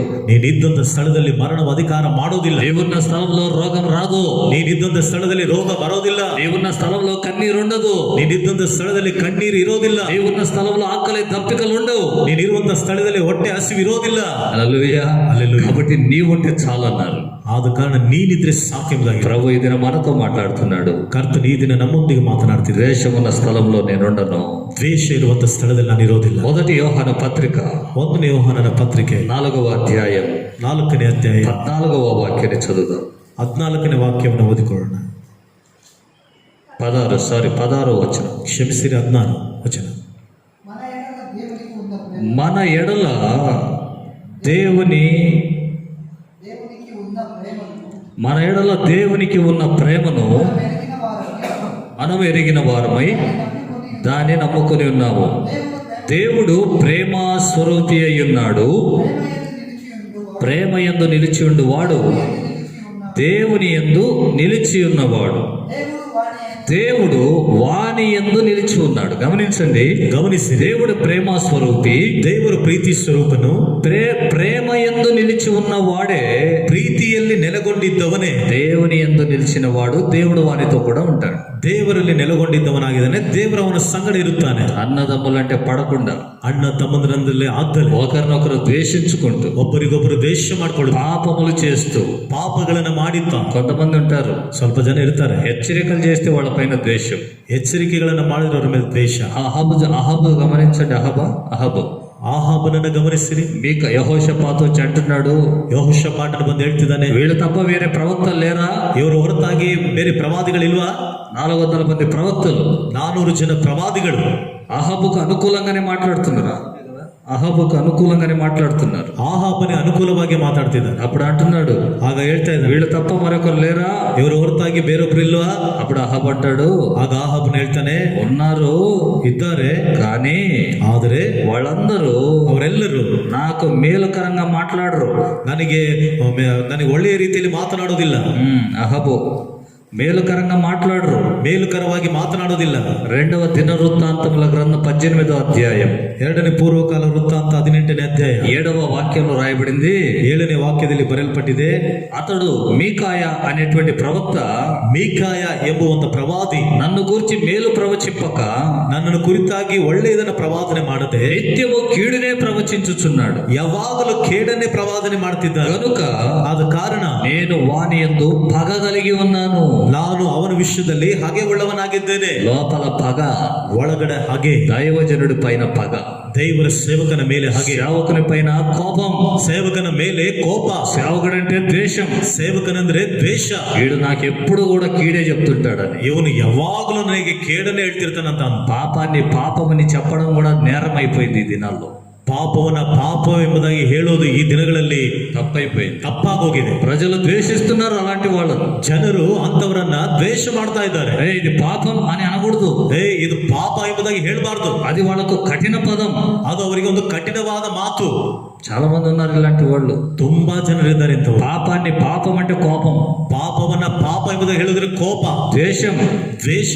మీకాయ ప్రవక్త అంటున్నాడు, ಮೀಕಾಯ ಪ್ರವಾದಿ ಹೇಳುತ್ತಾ ಇದ್ದಾನೆ, మీతో దేవుడు లేడు, ನಿಮ್ಮೊಂದಿಗೆ ದೇವರಿಲ್ಲ, మీరు కాపరు లేని గొర్రెలు, ನೀವು ಕುರುಬನಿಲ್ಲದ ಕುರಿಗಳು. ఎవరింట్లోకి వాళ్ళు వెళ్ళిపోండి, ಯಾರ್ಯಾರ ಮನೆಗೆ ಅವ್ರು ಹೊರಟೋಗ್ರಿ, యుద్ధంలో మీకు జయం కలగదు ಯುದ್ಧದಲ್ಲಿ ನಿಮಗೆ ಜಯ ಉಂಟಾಗೋದಿಲ್ಲ అని అంటే ఇతనికి రాజు కోపం వచ్చేసింది. ಈ ರೀತಿಯಾಗಿ ಅಂದ್ರೆ ಅರಸನಿಗೆ ಕೋಪ ಬಂದ್ಬಿಡ್ತು. ఈ దినాల్లో ಈ ದಿನಗಳಲ್ಲಿ చాలా మందికి ఇలాంటి కోపాలు ఉంటాయి. ತುಂಬಾ ಜನರಿಗಿಂತ ಕೋಪಗಳು ಇರುತ್ತೆ. ద్వేషం, పగ ఉంటుంది. ದ್ವೇಷ ಹಾಗೆ ಇರುತ್ತೆ, కానీ మంచిది కాదు. ಆದ್ರೆ ಅದು ಒಳ್ಳೆಯದಲ್ಲ. నీలో పగ ఉంది, ನಿನ್ನಲ್ಲಿ ಹಾಗೆ ಇದೆ, నీలో ద్వేషం ఉంది, ನಿನ್ನಲ್ಲಿ ದ್ವೇಷ ಇದೆ. దేవుడు నీతో లేడు. ದೇವರು ನಿನ್ನೊಂದಿಗೆ ಇಲ್ಲ. ద్వేషాన్ని బట్టి ನಿನ್ನ ದ್ವೇಷದ ನಿಮಿತ್ತವಾಗಿ జీవితము అపవిత్రపరచబడింది. ನಿನ್ನ ಜೀವಿತವು ಅಪವಿತ್ರಪಡಿಸಲ್ಪಟ್ಟಿದೆ. నీలో ఉన్న పగను బట్టి ನಿನ್ನಲ್ಲಿರುವಂತಹ ಹಾಗೆಯೇ నీ ನಿಮಿತ್ತವಾಗಿ కుటుంబం అపవిత్రపరచబడింది. ನಿನ್ನ ಕುಟುಂಬವು ಅಪವಿತ್ರವಾಗಿದೆ. అపవిత్రమైన స్థలంలో దేవుడు వాసము చేయడు. ಅಪವಿತ್ರವಾದ ಸ್ಥಳದಲ್ಲಿ ದೇವರು ವಾಸ ಮಾಡೋದಿಲ್ಲ. అపవిత్రమున్న స్థలంలో దేవుడు నివాసము చేయడు. ಅಪವಿತ್ರವಿರುವಂತಹ ಸ್ಥಳದಲ್ಲಿ ದೇವರು ವಾಸ ಮಾಡೋದೇ ಇಲ್ಲ. ప్రేమ కలిగి ఉండాలి, ನಾವು ಪ್ರೀತಿ ಉಳ್ಳವರಾಗಿರಬೇಕು. ప్రేమ కలిగి ఉండాలి. ಪ್ರೀತಿ ಉಳ್ಳವರಾಗಿರಬೇಕು. యేసుక్రీస్తు ప్రేమను చూడండి. ಯೇಸು ಕ್ರಿಸ್ತನ ಪ್ರೀತಿಯನ್ನು ನೋಡಿರಿ. మనం ఇంకా పాపులమై ఉండగానే ನಾವು ಇನ್ನೂ ಪಾಪಿಗಳಾಗಿದ್ದಾಗಲೇ మన కోసమై ప్రాణం పెట్టాడు. ನಮಗೋಸ್ಕರವಾಗಿ ಪ್ರಾಣ ಕೊಟ್ಟನು. ఆయన సిలువలో మరణించి ప్రేమను ప్రకటించాడు. ಆತನು ಶಿಲುಬೆಯಲ್ಲಿ ಮರಣವನ್ನು ಹೊಂದಿ ಪ್ರೀತಿಯನ್ನು ಪ್ರಕಟಿಸಿದನು. అలాంటి మనస్సు మీరు కలిగి ఉండండి ಅಂತ ಮನಸ್ಸನ್ನ ನೀವು ಹೊಂದಿಕೊಂಡವರಾಗಿರ್ರಿ అని చెప్తే ಎಂಬುದಾಗಿ ಹೇಳಿದ್ರೆ అలాంటి మనస్సు ఉండదు. ಅಂತ ಮನಸ್ಸಿರೋದಿಲ್ಲ. వాళ్ళు అలా చేశాడు, అందుకే నాకు కోపం. ಅವರು ಆ ರೀತಿ ಮಾಡಿದ್ದಾರೆ, ಅದಕ್ಕಾಗಿ ನನಗೆ ಕೋಪ. వీళ్ళు ఇలా చేశారు, అందుకే నాకు కోపం. ಇವನು ಈ ರೀತಿಯಾಗಿ ಮಾಡಿದ್ದಾರೆ, ಅದಕ್ಕಾಗಿ ನನಗೆ ಕೋಪ. ప్రేమైన దేవుని బిడ్డలారా, ನನ್ನ ಪ್ರೀತಿಯ ದೇವರ ಮಕ್ಕಳು, దేవుని వాక్యం సెలవిస్తుంది, ದೇವರ ವಾಕ್ಯ ಹೇಳುತ್ತಾ ಇದೆ, బాగా ఉంటే ఉంచుకో, ಹಾಗೆ ಇದ್ರೆ ಇಟ್ಕೋ, కానీ నీకు నీవే నాశనం అయిపోతావు. ಆದ್ರೆ ನಿನ್ನಷ್ಟಕ್ಕೆ ನೀನೇ ನಾಶನವಾಗುತ್ತೀಯ. నీకు నీవే నాశనం అయిపోతావు. ನಿನಗೆ ನೀನೇ ನಾಶನವಾಗುತ್ತೀಯ. పగ అంటే నరహత్య, ಹಾಗೆ ಅಂದ್ರೆ ಅದು ನರಹತ್ಯೆ. ద్వేషం అంటే నరహత్య. ದ್ವೇಷ ಅಂದ್ರೆ ಅದು ನರಹತ್ಯೆ. అక్కడ దేవుడు వాసము చేయడు. ಅಲ್ಲಿ ದೇವರು ವಾಸ ಮಾಡುವುದಿಲ್ಲ. ఒక వ్యక్తి పైన నీవు పగ కలిగి ఉంటే, ಒಬ್ಬ ವ್ಯಕ್ತಿಯ ಮೇಲೆ ನೀನು ಹಾಗೆ ಉಳ್ಳವನಾಗಿದ್ರೆ, అది నీ అన్నదమ్ములైనా, ಅದು ನಿನ್ನ ಅಣ್ಣ ತಮ್ಮಂದರಾಗಿರ್ಲಿ, పొరుగువారైనా, ನಿನ್ನ ನೆರೆಹೊರೆಯವರಾಗಿರ್ಲಿ, లేక వేరే దేశస్తులైనా, ಅಥವಾ ಬೇರೆ ದೇಶಸ್ಥರಾಗಿರ್ಲಿ, ఎవరైనా సరే, ಯಾರೇ ಆಗಿದ್ರು ಸರಿನೇ, ద్వేషం అనేది నీ లోపలుంటే, ದ್ವೇಷ ಎನ್ನುವಂಥದ್ದು ನಿನ್ನ ಒಳಗಡೆ ಇದ್ರೆ, నీవు అబద్ధికుడవు, ನೀನು ಸುಳ್ಳುಗಾರನು, నీతో దేవుడు ఉండడు, ನಿನ್ನೊಟ್ಟಿಗೆ ದೇವರಿರೋದಿಲ್ಲ, సాతాను నీతో ఉంటాడు. ಸೈತಾನ ನಿನ್ನ ಜೊತೆಲಿರ್ತಾನೆ. అంతరంగమందు పగ కలిగిన వాడు అబద్ధికుడు. ಅಂತರಂಗದಲ್ಲಿ ಹಾಗೆ ಉಳ್ಳವನು ಸುಳ್ಳುಗಾರನ. ఆలోచన చేయండి. ಆಲೋಚನೆ ಮಾಡ್ರಿ. ఈ దినాల్లో దేశానికి ఎందుకు ఈ స్థితి? ಈ ದಿನಗಳಲ್ಲಿ ದೇಶಕ್ಕೆ ಯಾತಕ್ಕೆ ಈ ಸ್ಥಿತಿ? ఎక్కడ చూసిన పగ, ಎಲ್ಲಿ ನೋಡಿದರೂ ಹಾಗೆ, ఎక్కడ చూసిన ద్వేషం, ಎಲ್ಲಿ ನೋಡಿದರೂ ದ್ವೇಷ. ప్రేమగా మాట్లాడే వాళ్ళు తక్కువ, ಪ್ರೀತಿಯಿಂದ ಮಾತನಾಡುವವರು ಕಮ್ಮಿ. నేను చిన్ననాటి దినాల్లో ನನ್ನ ಚಿಕ್ಕಂದಿನ ದಿನದಲ್ಲಿ మా వీధులలో ఉన్నవాళ్ళు ఒకళ్ళకంటే ఒకళ్ళకంతా ఐక్యత, ನಮ್ಮ ಬೀದಿಯಲ್ಲಿ ಇದ್ದವರಿಗೆ ಒಬ್ಬರಿಗಂದ್ರೆ ಒಬ್ಬರಿಗೆ ಅಷ್ಟೊಂದು ఐక్యతగా జీవించేవాళ్ళు, ಐಕ್ಯತೆಯಾಗಿ ಜೀವಿಸುತ್ತಾ ಇದ್ವಿ. ఆ దినపు ప్రేమ ఈ దినాలు ఎక్కడ లేదు. ಆ ದಿನದ ಇದ್ದಂತ ಪ್ರೀತಿ ಈ ದಿನಗಳು ಎಲ್ಲೂ ಕಾಣಿಸ್ತಿಲ್ಲ. ಆ ದಿನ ఉన్న ఆహారంలోనే, ಇದ್ದಂತ ಆಹಾರದಲ್ಲಿ ఆహారం లేని వాళ్ళకు పంచిపెట్టి తినేవాళ్ళు. ಆಹಾರವು ಇಲ್ಲದೆ ಇದ್ದವರಿಗೆ ಹಂಚಿ ನಾವು ತಿನ್ನುತ್ತಾ ಇದ್ವಿ. మా నాయన బాగా తాగేవాడు, తాగుబోతు. ನಮ್ಮ ತಂದೆ ಚೆನ್ನಾಗಿ ಕುಡಿತಾ ಇರೋ ಕುಡುಕನು. ఎవరైనా వచ్చినప్పుడు ಯಾರಾದ್ರೂ ಬಂದಾಗ వాళ్ళకి ఆహారం పెట్టే పంపించాలి. ಅವರಿಗೆ ಆಹಾರವನ್ನ ಕೊಟ್ಟು ಕಳಿಸ್ಬೇಕು. మా ఇంట్లో ఉన్నదే అంతంత మాట. ನಮ್ಮ ಮನೇಲಿ ಇರೋದೇ ಅಷ್ಟರ ಮಟ್ಟಿಗೆ. మా నాయన ఏమనేవాడంటే, ನಮ್ಮ ತಂದೆ ಏನ್ ಹೇಳ್ತಿದ್ರಂದ್ರೆ, తాగి ఉన్నా తాగకుండా ಕುಡಿದಿದ್ರು ಕುಡಿದಲೇ ಇದ್ದಿದ್ರು నా భాగం వాళ్ళకి పెట్టి పంపించాడు. ನನ್ನ ಭಾಗನ ಅವ್ರು ಕೊಟ್ಟು ಕಳಿಸಿ. త్రాగుబోతులు కూడా అలాంటి నియమం ఉన్నది ఆ దినాల్లో. ಹುಡುಗರಿಗೂ ಸಹ ಆ ದಿನಗಳಲ್ಲಿ ಅಂತ ಒಂದು ನಿಯಮ ಇತ್ತು. ఈ ದಿನಗಳಲ್ಲಿ ఎవరికైనా ఒక పిల్లవాడికి ఏమైనా పెట్టాలంటే చేతులు రావు. ಒಂದು ಹುಡುಗನಿಗೆ ಏನಾದ್ರೂ ಕೊಡ್ಬೇಕಂದ್ರೆ ಕೈಗಳು ಬರೋದಿಲ್ಲ, చేతులు రావు, ಕೈ ಬರೋದಿಲ್ಲ. వాళ్ళకి ఎందుకు ఇయ్యాలి, వీళ్ళకి ఎందుకు ఇయ్యాలి, ಅವ್ರಿಗೆ ಯಾಕೆ ಕೊಡ್ಬೇಕು, ಇವ್ರಿಗೆ ಯಾಕೆ ಕೊಡ್ಬೇಕು. అలాగని దేవుడు అనుకుని ఉంటే నీకు ఎలా వచ్చేది ఈ దినాల్లో? ಆ ರೀತಿಯಾಗಿ ದೇವರು ಏನಾದ್ರು ಅಂದುಕೊಂಡಿರೋ ಈ ದಿನಗಳಲ್ಲಿ ಯಾವ ರೀತಿ ಬರ್ತಿತ್ತು ನಿನಗೆ? ఎట్లా వచ్చినది నీకు? ಯಾವ ರೀತಿ ಬರ್ತಿತ್ತು ನಿನಗೆ? సిగ్గుండాలి నీకు కొంచెమే, ನಾಚಿಕೆ ಇರಬೇಕು ನಿನಗೆ ಸ್ವಲ್ಪ. దేవుని మేలు నీకు కావాలి, ದೇವರ ಉಪಕಾರಗಳು ನಿನಗೆ ಬೇಕು. నువ్వు మాత్రం వేరే వాళ్ళకు చేతులు చాపవు. ನೀನು ಮಾತ್ರ ಬೇರೆಯವರಿಗೆ ಕೈ ಚಾಚೋದಿಲ್ಲ. దేవుడు లెక్క అడుగుతాడు ఒక దినం. ದೇವರು ಒಂದು ದಿನ ಲೆಕ್ಕ ಕೇಳ್ತಾನೆ. హల్లెలూయా. హల్లెలూయా. ఆ దినపు ప్రేమ ఈ దినాల్లో లేవు. ಆ ದಿನದ ಪ್ರೀತಿ ಈ ದಿನಗಳಲ್ಲಿ ಇಲ್ಲ. ఆ దినం ఉన్నటువంటి పక్షపాతము లేని ప్రేమ, ಆ పక్షపాతము లేని ప్రేమ, ಪಕ್ಷಪಾತ ಇಲ್ಲದಿರುವಂತ ಪ್ರೀತಿ ఈ దినాల్లో కనబడడం లేదు. ಈ ದಿನಗಳಲ್ಲಿ ಕಾಣಿಸುತ್ತಾ ಇಲ್ಲ. ఈ దినం ఒకడికొకడు ద్వేషించుకోవడమే, ಈ ದಿನಗಳಲ್ಲಿ ಒಬ್ಬರಿಗೊಬ್ಬರು ದ್ವೇಷ ಮಾಡ್ಕೊಳ್ಳೋದೆ, ఒకరి దగ్గర ఒకడు దోచుకోవడమే, ಒಬ್ಬರ ಬಳಿ ಒಬ್ಬರು ದೋಚಿಕೊಳ್ಳೋದೆ, ఒకరి దగ్గర ఒకడిని ఒకడు ముంచేయడమే, ಒಬ್ಬರನ್ನೊಬ್ಬರು ಮುಳುಗಿಸ್ಬಿಡೋದೆ. ప్రేమ కనబడడం లేదు. ಪ್ರೀತಿ ಕಾಣಿಸುತ್ತಾ ಇಲ್ಲ. బైబిల్లో రాయబడింది, ಸತ್ಯದಲ್ಲಿ ಬರಲ್ಲ. అక్రమము విస్తరించుట చేత ಅಕ್ರಮವು ಹೆಚ್ಚಾಗಿದ್ದ ಕಾರಣದಿಂದ అనేకుల ప్రేమ చల్లారిపోతుంది. చల్లారిపోతుంది. ಅನೇಕರ ಪ್ರೀತಿ ತಣ್ಣಗಾಗುತ್ತದೆ. అనేకుల ప్రేమ చల్లారిపోతుంది. ಅನೇಕರ ಪ್ರೀತಿ ತಣ್ಣಗಾಗುತ್ತದೆ. అక్రమం విస్తరించింది. ಅಕ್ರಮವು ಹೆಚ್ಚಾಗ್ತಾ ಇದೆ. చాలా జాగ్రత్త. ತುಂಬಾ ಎಚ್ಚರಿಕೆ. దేవుడు నీతో ఉండాలనుకుంటున్నావా? ದೇವರು ನಿನ್ನೊಂದಿಗೆ ಇರಬೇಕೆಂಬುದಾಗಿ ಅಂದುಕೊಳ್ಳುತ್ತಿದ್ದೀಯಾ? నీతో నివాసం చేయాలని అనుకుంటున్నావా? ನಿನ್ನೊಂದಿಗೆ ವಾಸ ಮಾಡಬೇಕೆಂಬುದಾಗಿ ಅಂದುಕೊಳ್ಳುತ್ತಾ ಇದ್ದೀಯಾ? ఇశ్రాయేలు ప్రజతో దేవుడు చెప్పిన మాట నీతో దేవుడు మాట్లాడుతున్నాడు. ಇಸ್ರಾಯೇಲರ ಜನರ ಬಳಿಯಲ್ಲಿ ದೇವರು ಹೇಳಿದಂತ ಮಾತು ಈ ದಿನ ನಿನ್ನ ಬಳಿಯಲ್ಲಿ ಹೇಳುತ್ತಾ ಇದ್ದಾನೆ. నరహత్య చేయకుడి. ನರಹತ್ಯೆಯನ್ನು ಮಾಡಬೇಡ್ರಿ. ఎందుకంటే ಯಾಕಂದ್ರೆ నరహత్య చేస్తే దేశం అపవిత్రమవుతుంది. ನರಹತ್ಯೆ ಮಾಡಿದ್ರೆ ದೇಶವು ಅಪವಿತ್ರವಾಗುತ್ತದೆ. నేను అక్కడ ఉండలేను. ನಾನಲ್ಲಿ ಇರ್ಲಿಕ್ಕೆ ಆಗೋದಿಲ್ಲ. నేను పరిశుద్ధ స్థలంలో నివాసం చేసేవాడను. ನಾನು ಪರಿಶುದ್ಧ ಸ್ಥಳದಲ್ಲಿ ವಾಸ ಮಾಡುವಂತವನಾಗಿ. కాబట్టి దేశాన్ని పవిత్రంగా ఉంచండి. ಆದ ಕಾರಣ ದೇಶವನ್ನು ಪರಿಶುದ್ಧವಾಗಿಡ್ರಿ. నీ అంతరంగాన్ని పవిత్రంగా ఉంచుకో. ನಿನ್ನ ಅಂತರಂಗವನ್ನು ಪರಿಶುದ್ಧವಾಗಿಟ್ಟುಕೋ. దేశాన్ని దూరం చేసి నీ కుటుంబాన్ని పవిత్రంగా ఉంచుకೋ.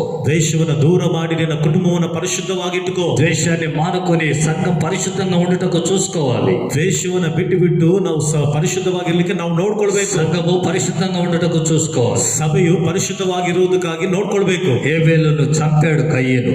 ಕೈನನು ಹೇಬೆಲನನ್ನು ಸಾಯಿಸಿದನು. ఏం జరిగింది? ಏನ್ ನಡೆಯಿತು? నేల నేల ఆ రక్తం నేలకు తాకింది. ಆ ರಕ್ತವು ನೆಲಕ್ಕೆ ಸೋರಲ್ಪಟ್ಟಿತು. ఆ నేల ప్రార్థన చేస్తుంది. ఆ రక్తం ప్రార్థన మొరపెడతా ఉంది. ಆ ಒಂದು ರಕ್ತವು ಮೊರೆ ಇಡುತ್ತಾ ಇದೆ. దేవుడు కయ్యనుతో ఏం చెప్పాడు? ದೇವರು ಕಾಯಿನನ ಬಳಿಯಲ್ಲಿ ಏನ್ ಹೇಳಿದ್ರು? నీవు రక్తం చిందించిన ఈ దేశం పైన ನೀನು ರಕ್ತವನ್ನು ಸುರಿಸಿದಂತ ಈ ದೇಶದ ಮೇಲೆ నెమ్మదిగా నువ్వు ఉండకూడదు. ನೆಮ್ಮದಿಯಾಗಿ ನೀನಿರುವುದಿಲ್ಲ. ఓ దేశ దిగంబరి వైద్య తిరుగు అన్నాడు. ಹೋಗು, ನೀನು ದೇಶ ಭ್ರಷ್ಟನಾಗಿ ತಿರುಗಾಡು. అతను చేసిన ఆ నరహత్య ಆತನು ಮಾಡಿದ ನರಹತ್ಯೆ అతనికి నెమ్మది లేకుండా చేసి ಆತನಿಗೆ ನೆಮ್ಮದಿಲ್ಲದ ಹಾಗೆ ಮಾಡಿತ್ತು. ఈ దినం నీ లోపల ఉన్న ద్వేషం ಈ ದಿನದಲ್ಲಿ ನಿನ್ನ ಒಳಗಡೆ ಇದ್ದಂತ ದ್ವೇಷ నీ నెమ్మదిని పాడు చేస్తుంది. ನಿನ್ನ ನೆಮ್ಮದಿಯನ್ನ ಹಾಳು ಮಾಡುತ್ತದೆ. దేశ తిమ్మరి అయిపోతావు. ನೀನು ದೇಶ ಸಂಚಾರ దేశ భ్రష్టుడు. ದೇಶ ಭ್ರಷ್ಟನ. చాలా జాగ్రత్త. ತುಂಬಾ ಎಚ್ಚರಿಕೆ. దేవుడు ప్రేమ స్వరూపి. ದೇವರು ಪ್ರೀತಿ ಸ್ವರೂಪ. ఆయన ప్రేమ కలిగిన వాడు. ಆತನು ಪ್ರೀತಿ ಉಳ್ಳವನು. ఆయన ప్రేమ చూపించి ప్రాణం పెట్టిన దేవుడు. ಆತನು ಪ್ರೀತಿಯನ್ನು ತೋರಿಸಿ ಪ್ರಾಣವನ್ನೇ ಕೊಟ್ಟಂತ వాక్యంలో రాయబడింది, ವಾಕ್ಯದಲ್ಲಿ ಬರೆಯಲ್ಪಟ್ಟಿದೆ. 1 యోహాను పత్రిక 4వ అధ్యాయం 1ನೇ ಯೋಹಾನನ ಪತ್ರಿಕೆ 4ನೇ ಅಧ್ಯಾಯ 19వ వచనం. 19ನೇ ವಚನ. ఆయనే మనలను ప్రేమించెను. ಆತನೇ ಮೊದಲು ನಮ್ಮನ್ನು ಪ್ರೀತಿಸಿದ. ఆయనే మొదట మనలను ప్రేమించెను కనుక ಆತನೇ ಮೊದಲು ನಮ್ಮನ್ನು ಪ್ರೀತಿ ಮಾಡಿದ ಕಾರಣ మనము ప్రేమించుచున్నాం. ನಾವು ಪ್ರೀತಿಸುತ್ತಿದ್ದೇವೆ. ఆయన ప్రేమించాడు మనల్ని. ಆತನು ನಮ್ಮನ್ನು ಪ್ರೀತಿಸಿದನು. ఆయన ప్రేమను పొందుకున్న మనం ಆತನ ಪ್ರೀತಿಯನ್ನು ಹೊಂದಿಕೊಂಡ ನಾವು ఈ దినం మనం ప్రేమిస్తూ ఉన్నాం. ಈ ದಿನ ನಾವು ಪ್ರೀತಿಸುತ್ತಿದ್ದೇವೆ. గొప్పతనం ఏమి లేదు మనలో. ನಮ್ಮಲ್ಲಿ ದೊಡ್ಡಸ್ತಿಕೆ ಏನೂ ಇಲ್ಲ. మనం ఇంకా పాపులమై ఉండగానే ఆయన ప్రేమించాడు మనల్ని. ನಾವಿನ್ನೂ ಪಾಪಿಗಳಾಗಿದ್ದಾಗಲೇ ಆತನು ನಮ್ಮನ್ನು ಪ್ರೀತಿಸಿದನು. అంతటి ప్రేమ చూపించాడు. ಅಷ್ಟೊಂದು ಪ್ರೀತಿ ತೋರಿಸಿದನು. అంతటి ప్రేమ చూపించిన దేవునికి ಅಷ್ಟೊಂದು ಪ್ರೀತಿಯನ್ನು ತೋರಿಸಿದ ದೇವರಿಗೆ ఎంత కృతజ్ఞత కలిగి ఉన్నాం. ಎಷ್ಟು ಕೃತಜ್ಞತೆ ಉಳ್ಳವರಾಗಿದ್ದೇವೆ. ఉన్నామా? అసలు ಇದ್ದೀವ ನಾವು? ಇಷ್ಟು కృతజ్ఞత కలిగి ఉన్నామా? ಕೃತಜ್ಞತೆ ಉಳ್ಳವರಾಗಿದ್ದೇವ? ఆయన ఏం చెప్పాడు? ಆತನು ಏನ್ ಹೇಳಿದನು? నేను మిమ్మల్ని ప్రేమించాను, ನಾನು ನಿಮ್ಮನ್ನು ಪ್ರೀತಿಸಿದ್ದೇನೆ, మీరు నన్ను ప్రేమించండి, ನೀವು ನನ್ನನ್ನು ಪ್ರೀತಿ ಮಾಡ್ರಿ, చాలు ಸಾಕು అని చెప్పలేదు. ಎಂಬುದಾಗಿ ಹೇಳಲಿಲ್ಲ. మీరు ఒకరినొకరు ప్రేమించండి. ನೀವು ಒಬ್ಬರಿಗೊಬ್ಬರು ಪ್ರೀತಿ ಮಾಡಿಕೊಳ್ಳಿ. ఉందా ప్రేమ? కొంతమంది అంటారు, ಸ್ವಲ್ಪ ಜನ ಹೇಳ್ತಾರೆ ఏమని? ಏನಂತ? నేను దేవుణ్ణి ప్రేమించుకుంటున్నాను, నాకు తెలుసులే. ನಾನು ದೇವರನ್ನು ಪ್ರೀತಿ ಮಾಡ್ಕೊಳ್ತೇನೆ, ನನಗೆ ಗೊತ್ತಿದೆ. నువ్వు ఎంత ప్రేమిస్తున్నావో నీ పొరుగు వాళ్ళని చూస్తే అర్థమైపోద్ది. ನೀನು ಎಷ್ಟು ಪ್ರೀತಿ ಮಾಡ್ತಿದೆಯೋ ನಿನ್ನ ನೆರೆಯವನನ್ನು ನೋಡಿದ್ರೆ ಅರ್ಥವಾಗುತ್ತದೆ. నీ పొరుగు వారి పైన ఏ ప్రేమ చూపిస్తున్నావో దాన్ని బట్టి ఆధారపడి ఉంటుంది నువ్వు దేవుని ప్రేమిస్తున్నావో లేదో. ನಿನ್ನ ನೆರೆಯವನನ್ನು ನೀನು ಪ್ರೀತಿ ನೀನು ಮಾಡ್ತಿರೋ ಆ ವಿಷಯ, ನೀನು ದೇವರನ್ನು ಎಷ್ಟು ಪ್ರೀತಿ ಮಾಡ್ತಿದ್ದ ಆ ವಿಷಯದಲ್ಲೇ ನಿನಗೆ ಗೊತ್ತಾಗುತ್ತದೆ. వాళ్ళు మంచోళ్ళ చెడ్డోళ్ళ అనే భేదం నీకు అవసరం లేదని. ಅವರು ಒಳ್ಳೆಯವರ ಕೆಟ್ಟವರ ಎಂಬ ವಿಷಯ ನಿನಗೆ ಬೇಕಾಗಿಲ್ಲ. ఆకలి కొనిన వాడికి అన్నం పెట్టని బైబిల్ చెప్తుంది. ಹಸಿವೆಯಲ್ಲಿದ್ದವರಿಗೆ ಊಟವನ್ನು ಕೊಡ್ರಿ ಎಂಬುದಾಗಿ ಸತ್ಯವಿದೆ. దుఃఖంలో ఉన్న పరామర్శించండి, ದುಃಖದಲ್ಲಿದ್ದವರನ್ನ ನೀವು ಪರಾಮರಿಸಿರಿ. వాళ్ళు దొంగ, వ్యభిచార, నరహత్యకుడు అవన్నీ నీకు అవసరం లేదు. ಅವನು ಕಳ್ಳನ, ವ್ಯಭಿಚಾರಿನ, ಅವನು ನರಹತ್ಯೆ ಮಾಡುವವನ, ಕೊಲೆಗಾರನ ಎಂಬುದಾಗಿ ನೀವೆಲ್ಲ ಯೋಚನೆ ಮಾಡಬೇಡಿ. నీకు అది అవసరం లేదు. ನಿನಗದ ಅವಶ್ಯಕತೆ ಇಲ್ಲ. తీర్పు చేసేవాడు దేవుడు, ತೀರ್ಪನ್ನು ಮಾಡುವ ಆತನು ದೇವರು, నువ్వు కాదు. ನೀನಲ್ಲ. ఈ సంగతి గుర్తించుకొని ಈ ವಿಷಯವನ್ನು ನೀನು ತಿಳಿದುಕೊಂಡು, యేసు ప్రభు పాపులను కూడా ప్రేమించాడు కదా. ಯೇಸು ಕ್ರಿಸ್ತನು ಪಾಪಿಗಳನ್ನು ಸಹ ಪ್ರೀತಿ ಮಾಡಿದ್ರಲ್ಲ, ఈ దినం నీవు కూడా ಈ ದಿನ ನೀನು ಸಹ ప్రతి ఒక్కరిని ప్రేమించే వ్యక్తి అయి ఉండాలి. ಪ್ರತಿ ಒಬ್ಬೊಬ್ಬರನ್ನ ಪ್ರೀತಿ ಮಾಡುವಂತ ವ್ಯಕ್ತಿ మన ಆಗಿರಬೇಕು. దేశానికి ನಮ್ಮ ದೇಶಕ್ಕೆ ప్రేమను చూపించేది, ప్రేమను నేర్పించేది, ಪ್ರೀತಿಯನ್ನ ತೋರಿಸೋದು, ಪ್ರೀತಿಯನ್ನ ಕಲಿಸೋದು, ప్రేమించట నేర్పించేది క్రైస్తవుడు ఒక్కడే. ಪ್ರೀತಿ ಮಾಡುವಂತದನ್ನ ಕಲಿಸೋದು ಕ್ರೈಸ್ತನ ಒಬ್ಬನೇ. క్రైస్తవుడు ఒక్కడే. ಕ್ರೈಸ್ತನ ಒಬ್ಬನೇ. ఎందుకంటే ಯಾಕಂದ್ರೆ వేరే వాళ్ళు పెట్టి ప్రేమిస్తారు, ಬೇರೆಯವರು ಕೊಟ್ಟು ಪ್ರೀತಿ ಮಾಡ್ತಾರೆ, వేరే వాళ్ళు ఇచ్చితే ప్రేమిస్తారు, ಬೇರೆಯವರು ಕೊಟ್ರೆ ಪ್ರೀತಿ ಮಾಡ್ತಾರೆ. కానీ క్రైస్తవుడు ಆದ್ರೆ ಕ್ರೈಸ್ತನ ఇతడే పంచిపెట్టి ಈತನೇ ಹಂಚಿಕೊಟ್ಟು ప్రేమను చూపించేవాడు. ಪ್ರೀತಿಯನ್ನು ತೋರಿಸುವ. హల్లెలూయా. ಹಲ್ಲೆಲೂಯಾ. ఇతనికి లేకున్నా ಈತನಲ್ಲಿ ಇಲ್ಲದೇ ಇದ್ರು మరొకని క్షేమాన్ని చూసేవాడు, ಮತ್ತೊಬ್ಬನ ಕ್ಷೇಮವನ್ನು ನೋಡುವ ಆತ. దీర్ఘ ప్రయాణాలు చేసేవాడు, ದೀರ್ಘ ಪ್ರಯಾಣಗಳನ್ನ ಮಾಡುವ ಆತ. డబ్బులు ఖర్చు పెట్టేవాడు, ಆ ಹಣವನ್ನು ಖರ್ಚು ಮಾಡುವ ಆತ. తాను కృషించిపోతున్నా, తాను నీరసించిపోతున్నా కూడా ప్రయాసపడేవాడు క్రైస్తవుడు. ಆತನು ಕ್ಷೀಣಿಸಿ ಹೋಗುತ್ತಾ ಇದ್ರು, ಪ್ರಯಾಸ ಪಡುವ ಆತನ ಕ್ರೈಸ್ತನು. ఆమేన్. ಆಮೆನ್. హల్లెలూయా. హల్లెలూయా. యేసుక్రీస్తు శిలువ మరణాన్ని గమనించండి. ಯೇಸು ಕ್ರಿಸ್ತನ ಶಿಲುಬೆ ಮರಣವನ್ನು ಗಮನಿಸಿರಿ. గొలగొతా కొండపైకి శిలువ పట్టుకుని ఎక్కుతున్నాడు, ಗೋಲ್ಗೋತ ಬೆಟ್ಟದ ಮೇಲೆ ಶಿಲುಬೆನ ಎತ್ತುಕೊಂಡು ಹೋಗ್ತಾ ಇದ್ದಾನೆ. శిలువను మోస్తూ వెళ్ళిపోతున్నాడు. ಶಿಲುಬೆನ ಹೊತ್ತುಕೊಂಡು ಹೋಗುತ್ತಾ ಇದ್ದಾನೆ. చాలా దెబ్బలు పడినాయి, ತುಂಬಾ ಹೊಡೆತಗಳು ಬಿತ್ತು. అయినా ಆದರೂ ఆ శిలువను తానే మోసుకుని వెళ్ళిపోయాడు. ಆ ಶಿಲುಬೆಯನ್ನ ಆತನೇ ಹೊತ್ತುಕೊಂಡು ಹೋದನು. హల్లెలూయా. ಹಲ್ಲೆಲೂಯಾ. హల్లెలూయా. ಹಲ್ಲೆಲೂಯಾ. ఇది మన క్రైస్తవుడు కూడా ಈ ದಿನ ಕ್ರೈಸ್ತನು ಸಹ తన శ్రమలు తానే అనుభవిస్తూ, ತನ್ನ ಶ್ರಮೆಗಳನ್ನ ಆತನ ಅನುಭವಿಸುತ್ತಾನೆ. తన క్షేమాన్ని ఎక్కువగా చూసుకోక ತನ್ನ ಕ್ಷೇಮವನ್ನು ಹೆಚ್ಚಾಗಿ ನೋಡಿಕೊಳ್ಳದೆ మరొకరి కోసం ప్రయాస పడేవాడే క్రైస్తవుడు. ಮತ್ತೊಬ್ಬರಿಗೋಸ್ಕರ ಪ್ರಯಾಸ ಪಡುವ ಆತನೇ ಕ್ರೈಸ್ತನು. వాడే నిజమైన క్రైస్తవుడు. ಅವನೇ ನಿಜವಾದ ಕ್ರೈಸ್ತನು. నాకు సమృద్ధిగా చేసుకొని ನನಗೆ ಸಮೃದ್ಧಿಯಾಗಿ ಮಾಡಿಕೊಂಡು ఆ తర్వాత ఇంకొకళ్ళని చూద్దామనేవాడు కాదు క్రైస్తవుడు. ನನ್ನ ನಂತರ ಮತ್ತೊಬ್ರು ನೋಡೋಣ ಎಂಬುದಾಗಿ ಹೇಳುವಂತ ಕ್ರೈಸ್ತನು. నా అవసరాలు ఎన్ని ఉన్నా ನನ್ನ ಅವಶ್ಯಕತೆಗಳು ಎಷ್ಟೇ ಇದ್ರು మరి యొక్కని అవసరాల కోసం ఆలోచించేవాడే క్రైస్తవుడు. ಮತ್ತೊಬ್ಬನ ಅವಶ್ಯಕತೆಗಳಿಗಾಗಿ ಆಲೋಚನೆ ಮಾಡುವ ಆತನೇ ಕ್ರೈಸ್ತನು. హల్లెలూయా. హల్లెలూయా. క్రైస్తవుడు అంటే ప్రాణమే పెట్టేవాడు. ಕ್ರೈಸ್ತರೆಂದ್ರೆ ಪ್ರಾಣವನ್ನೇ ಕೊಡುವ ಆತ. ప్రాణాన్ని కూడా లెక్క చేయకుండా వెళ్ళిపోయేవాడు. ಪ್ರಾಣವನ್ನು ಸಹ ಲೆಕ್ಕಕ್ಕೆ ತೆಗೆದುಕೊಳ್ಳುವ ಹಾಗೆ ಅದು ಪ್ರಾಣವನ್ನು ಕೊಡ್ತಾನೆ. ఆ వాడే క్రైస్తవుడు. ಅವನೇ ಕ್ರೈಸ್ತ. వాడే క్రీస్తును అనుసరించేవాడు. ಅವನೇ ಕ್ರಿಸ್ತನನ್ನು ಅನುಸರಿಸುವ క్రీస్తు ప్రేమ కలిగిన వాడు. ಕ್ರಿಸ್ತನ ಪ್ರೀತಿ ಉಳ್ಳವನು. హల్లెలూయా. హల్లెలూయా. క్రీస్తు వానితోనే ఉంటాడు. ಕ್ರಿಸ್ತನು ಅವನೊಂದಿಗೆ ಇರುತ್ತಾನೆ. కాబట్టి ఈ మాటలు వింటున్న ప్రియమైన దేవుని బిడ్డలారా, ಆದುದರಿಂದ ಈ ಮಾತುಗಳನ್ನು ಕೇಳುತ್ತಿರುವಂತ ನನ್ನ ಪ್ರೀತಿಯ ದೇವರ ಮಕ್ಕಳೇ, ఒకవేళ ద్వేషం నీలో ఉందేమో, ಒಂದು ವೇಳೆ ದ್ವೇಷ ನಿನ್ನಲ್ಲಿ ಇದೆಯೇನೋ, అందరిని ప్రేమించి ఏదో ఒక్కరిని ద్వేషిస్తున్నావేమో, ಎಲ್ಲರನ್ನ ಪ್ರೀತಿ ಮಾಡಿ ಯಾರೋ ಒಬ್ಬರನ್ನ ದ್ವೇಷ ಮಾಡುತ್ತಿದ್ದೀಯೇನೋ, ఆ ద్వేషం ఉన్న స్థలంలోనే దేవుడు ఉండనని చెప్తున్నాడు. ಆ ದ್ವೇಷ ಇರುವಂತ ಸ್ಥಳದಲ್ಲಿಯೇ ದೇವರು ಇರೋದಿಲ್ಲ ಎಂಬುದಾಗಿ ಹೇಳ್ತಿದ್ದಾರೆ. నువ్వు ఒక్కళ్ళని చంపినా నువ్వు నరహత్య చేసిన వ్యక్తివి. ನೀನು ಒಬ್ಬರನ್ನ ಸಾಯಿಸಲು ನರಹತ್ಯೆ ಮಾಡಿದಂತ ವ್ಯಕ್ತಿನೇ. కాబట్టి జాగ్రత్త. ಆದ ಕಾರಣ ಎಚ್ಚರಿಕೆ. ద్వేషాన్ని మానుకో, ದ್ವೇಷವನ್ನು ಬಿಟ್ಟು ಬಿಡು, కోపాన్ని మానుకో, ಕೋಪವನ್ನು ಬಿಟ್ಟು ಬಿಡು, ఆగ్రహం విడిచిపెట్టు. ನೀನು ಆಗ್ರಹವನ್ನು ಬಿಟ್ಟು ಬಿಡು. కీర్తనలో రాయబడింది, ಕೀರ್ತನೆಯಲ್ಲಿ ಬರೆಯಲ್ಪಟ್ಟಿದೆ, కోపము మానుకో, ಕೋಪವನ್ನು ಬಿಟ್ಟು ಬಿಡು, ఆగ్రహము విడిచిపెట్టు, ನೀನು ಆಗ್ರಹವನ್ನು ಬಿಟ್ಟು ಬಿಡು, వ్యసన పడకు, ಹುರಿಗೊಳ್ಳಬೇಡ, అది కీడికే కారణం అని రాయబడింది. ಅದು ಕೇಡಿಗೆ ಕಾರಣ ಎಂದು ಬರೆಯಲ್ಪಟ್ಟಿದೆ. కీడికే కారణం. ಅದು ಕೇಡಿಗೆ ಕಾರಣ. నీకు ఎవడో కీడు చేయడం కాదు, ನಿನಗೆ ಯಾರೋ ಕೇಡನ್ನು ಮಾಡುವುದಲ್ಲ. నీ ద్వేషాన్ని బట్టి నీకు కీడు వస్తుంది. ನಿನ್ನ ದ್ವೇಷದ ನಿಮಿತ್ತವಾಗಿ ನೀನು ಕೇಡು ಬರುತ್ತೆ. అందుకనే దేవుడు మాట్లాడుతున్నాడు, ಅದಕ್ಕಾಗಿ ದೇವರು ಮಾತನಾಡುತ್ತಾ ಇದ್ದೆ, దేశ నివాసుల క్రియలను బట్టి, ದೇಶ ನಿವಾಸಿಗಳ ಕ್ರಿಯೆಗಳ ನಿಮಿತ್ತವಾಗಿ దేశానికి నాశనం వచ్చేస్తుంది, ದೇಶಕ್ಕೆ ನಾಶನವು ಬರ್ತಾ ಇದೆ, దేశం పాడైపోతుంది. ದೇಶ ಹಾಳಾಗೋಗ್ತಾ ಇದೆ. ఆ దేశంలో నివాసము చేసే క్రైస్తవుడు, ಆ ದೇಶದಲ್ಲಿ ನಿವಾಸ ಮಾಡುವಂತ ಕ್ರೈಸ್ತರು, ప్రేమను ఎరిగిన క్రైస్తవుడు, ಪ್ರೀತಿಯನ್ನು ತಿಳಿದಂತ ಕ್ರೈಸ್ತರು ప్రేమను పంచుతున్నాడా? ಪ್ರೀತಿಯನ್ನು ಹಂಚುತ್ತಾ ಇದ್ದಾನ? మన ప్రేమను పంచుతున్నామా? ನಾವು ಪ್ರೀತಿಯನ್ನು ಹಂಚುತ್ತಾ ಇದ್ದೇವಾ? యోసేపును గమనించండి. ಯೋಸೇಫನನ್ನು ಗಮನಿಸಿರಿ. అతడు చెరసాల్లో వేయబడ్డాడు. ಆತನು ಸೆರೆಮನೆಗೆ ಹಾಕಲ್ಪಟ್ಟನು. పానాదాయకుడు భక్ష్యాదాయకుడు ఇద్దరు కూడా చెరసాల్లో వేయబడ్డారు. ಪಾನದಾಯಕನು ಭಕ್ಷ್ಯದಾಯಕನು ಇಬ್ಬರು ಸಹ ಸೆರೆಮನೆಗೆ ಹಾಕಲ್ಪಟ್ಟರು.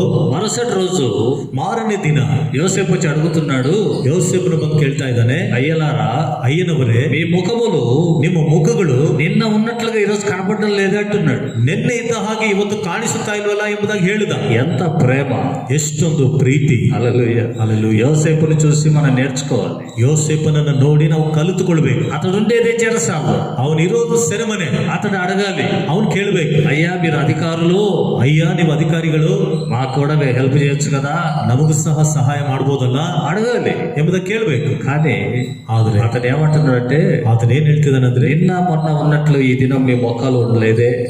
ನಿನ್ನೆ ಮೊನ್ನೆ ಇದ್ದ ಹಾಗೆ ನಿಮ್ಮ ಮುಖಗಳು ಈ ದಿನ ಇಲ್ಲವೇ? ఏం జరిగింది? ಏನ್ ನಡೆದಿದೆ? ఎందుకు మీకు కలవరాలు? ಯಾತಕ್ಕೆ ನಿಮಗೆ ಕಳವಳಗಳು? ఏంటి మీ సమస్య?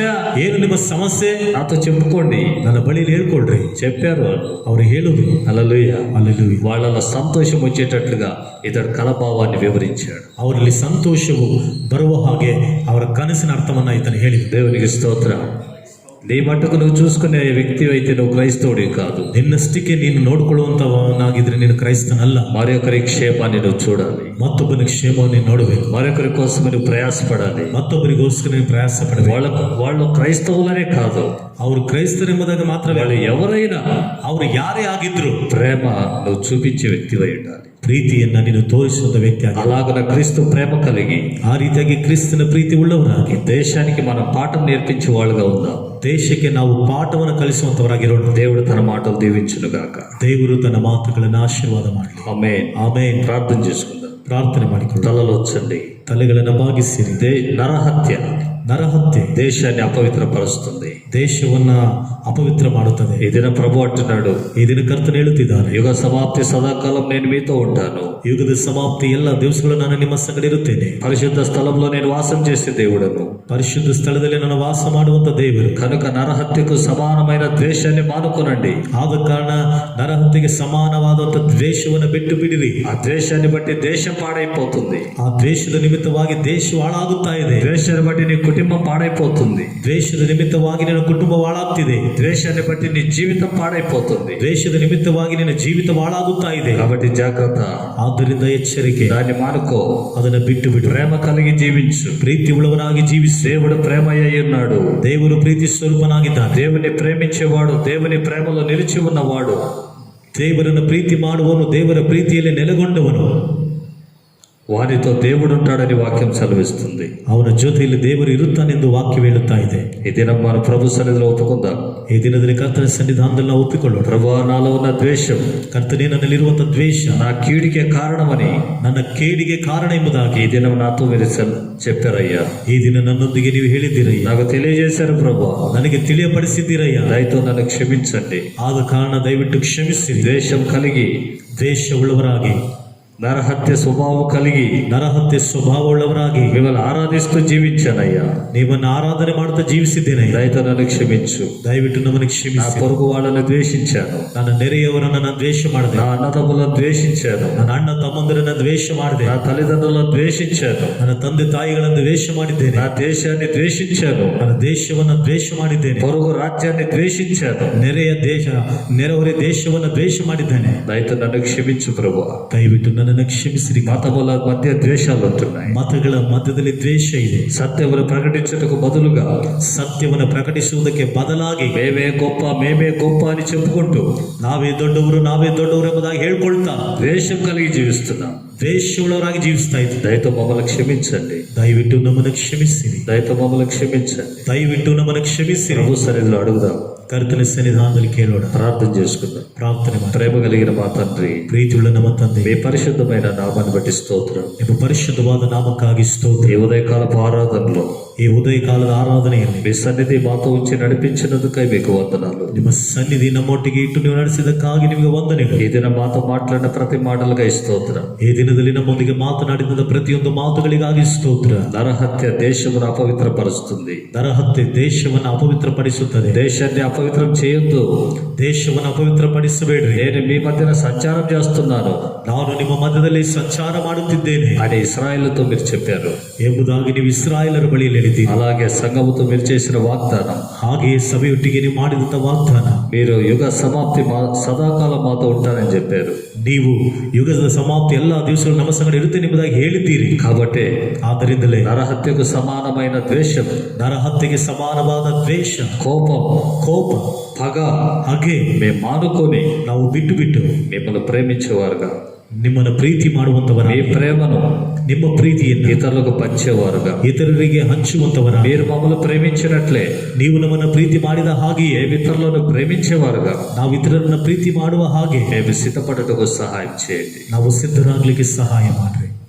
అంతరంగమున పగ ఉంచుకున్నవాడు ಅಂತರಂಗದಲ್ಲಿ ಹಾಗೆಯೇ ಇಟ್ಟುಕೊಂಡವನು అబద్ధికుడని వాక్యం తెలియజేస్తుంది. ಸುಳ್ಳುಗಾರನೆಂಬುದಾಗಿ ವಾಕ್ಯವು ತಿಳಿಯಪಡಿಸುತ್ತಾ ಇದೆ. అలాంటి స్థితిలో మేము ఎవరు ఉండకుండా ಅಂತ ಸ್ಥಿತಿಯಲ್ಲಿ ನಾವು ಯಾರು ಇರದ ಹಾಗೆ మా తప్పులు మా పాపలు ఒప్పుకుంటున్నాం. ನಮ್ಮ ತಪ್ಪುಗಳನ್ನ ಪಾಪಗಳನ್ನ ಒಪ್ಪಿಕೊಳ್ಳುತ್ತಾ ಇದ್ದೇವೆ. వాళ్ళ ఉన్న పగ ನಮ್ಮಲ್ಲಿರುವಂತಹ ಹಾಗೆ మా దేశాన్నే నాశనం చేస్తుందని తెలియజేశారు. ನಮ್ಮ ದೇಶವನ್ನೇ ನಾಶನ ಮಾಡುತ್ತದೆ ಎಂಬುದಾಗಿ ನೀವು ತಿಳಿಯಪಡಿಸಿದ್ದೀರಿ. కాబట్టి మమ్మల్ని క్షమించండి. ಆದುದರಿಂದ ನಮ್ಮನ್ನು ಕ್ಷಮಿಸಿ ప్రేమ కలిగి జీవించుటకు సహాయం చేయండి. ಪ್ರೀತಿ ಉಳ್ಳವರಾಗಿ ಜೀವಿಸುವುದಕ್ಕೆ ಸಹಾಯ ಮಾಡಿ. అలాగ మమ్మల్ని అందరినీ సిద్ధపరచండి. ಆ ರೀತಿಯಾಗಿ ನಮ್ಮೆಲ್ಲರನ್ನ ಸಿದ್ಧಪಡಿಸಿರಿ. ఈ వీడియో ద్వారా చూసే ప్రతి బిడ్డలు మీరు ఆశీర్వదించండి. ಈ ವಿಡಿಯೋ ಮೂಲಕ ಅವರು ನೋಡುವಂತ ಪ್ರತಿ ಒಬ್ಬೊಬ್ಬರನ್ನ ಆಶೀರ್ವಾದ ಮಾಡಿ. వాక్య ప్రకారంగా జీవితాలు సరి చేసుకోవడానికి సహాయం చేయండి. ವಾಕ್ಯದ ಪ್ರಕಾರವಾಗಿ ಜೀವಿತಗಳನ್ನು ಸರಿಪಡಿಸಿಕೊಳ್ಳಲಿಕ್ಕೆ ಸಹಾಯ ಮಾಡಿ. మీ కృపతో నడిపించండి. ನಿಮ್ಮ ಕೃಪೆಯಿಂದ ನಡೆಸಿ సమస్త ఘనత మీరే పొందండి. ಎಲ್ಲ ಘನತೆಯನ್ನು ನೀವೇ ಹೊಂದಿಕೊಳ್ಳ್ರಿ. యేసుక్రీస్తు నామమున ಯೇಸು ಕ್ರಿಸ್ತನ ಹೆಸರಿನಲ್ಲಿ ప్రార్థించుచున్నాము తండ్రి. ಪ್ರಾರ್ಥನೆ ಮಾಡುತ್ತಿದ್ದೇವೆ ತಂದೆ. ఆమేన్. ఆమేన్. మన తండ్రి అయిన దేవుని ప్రేమ,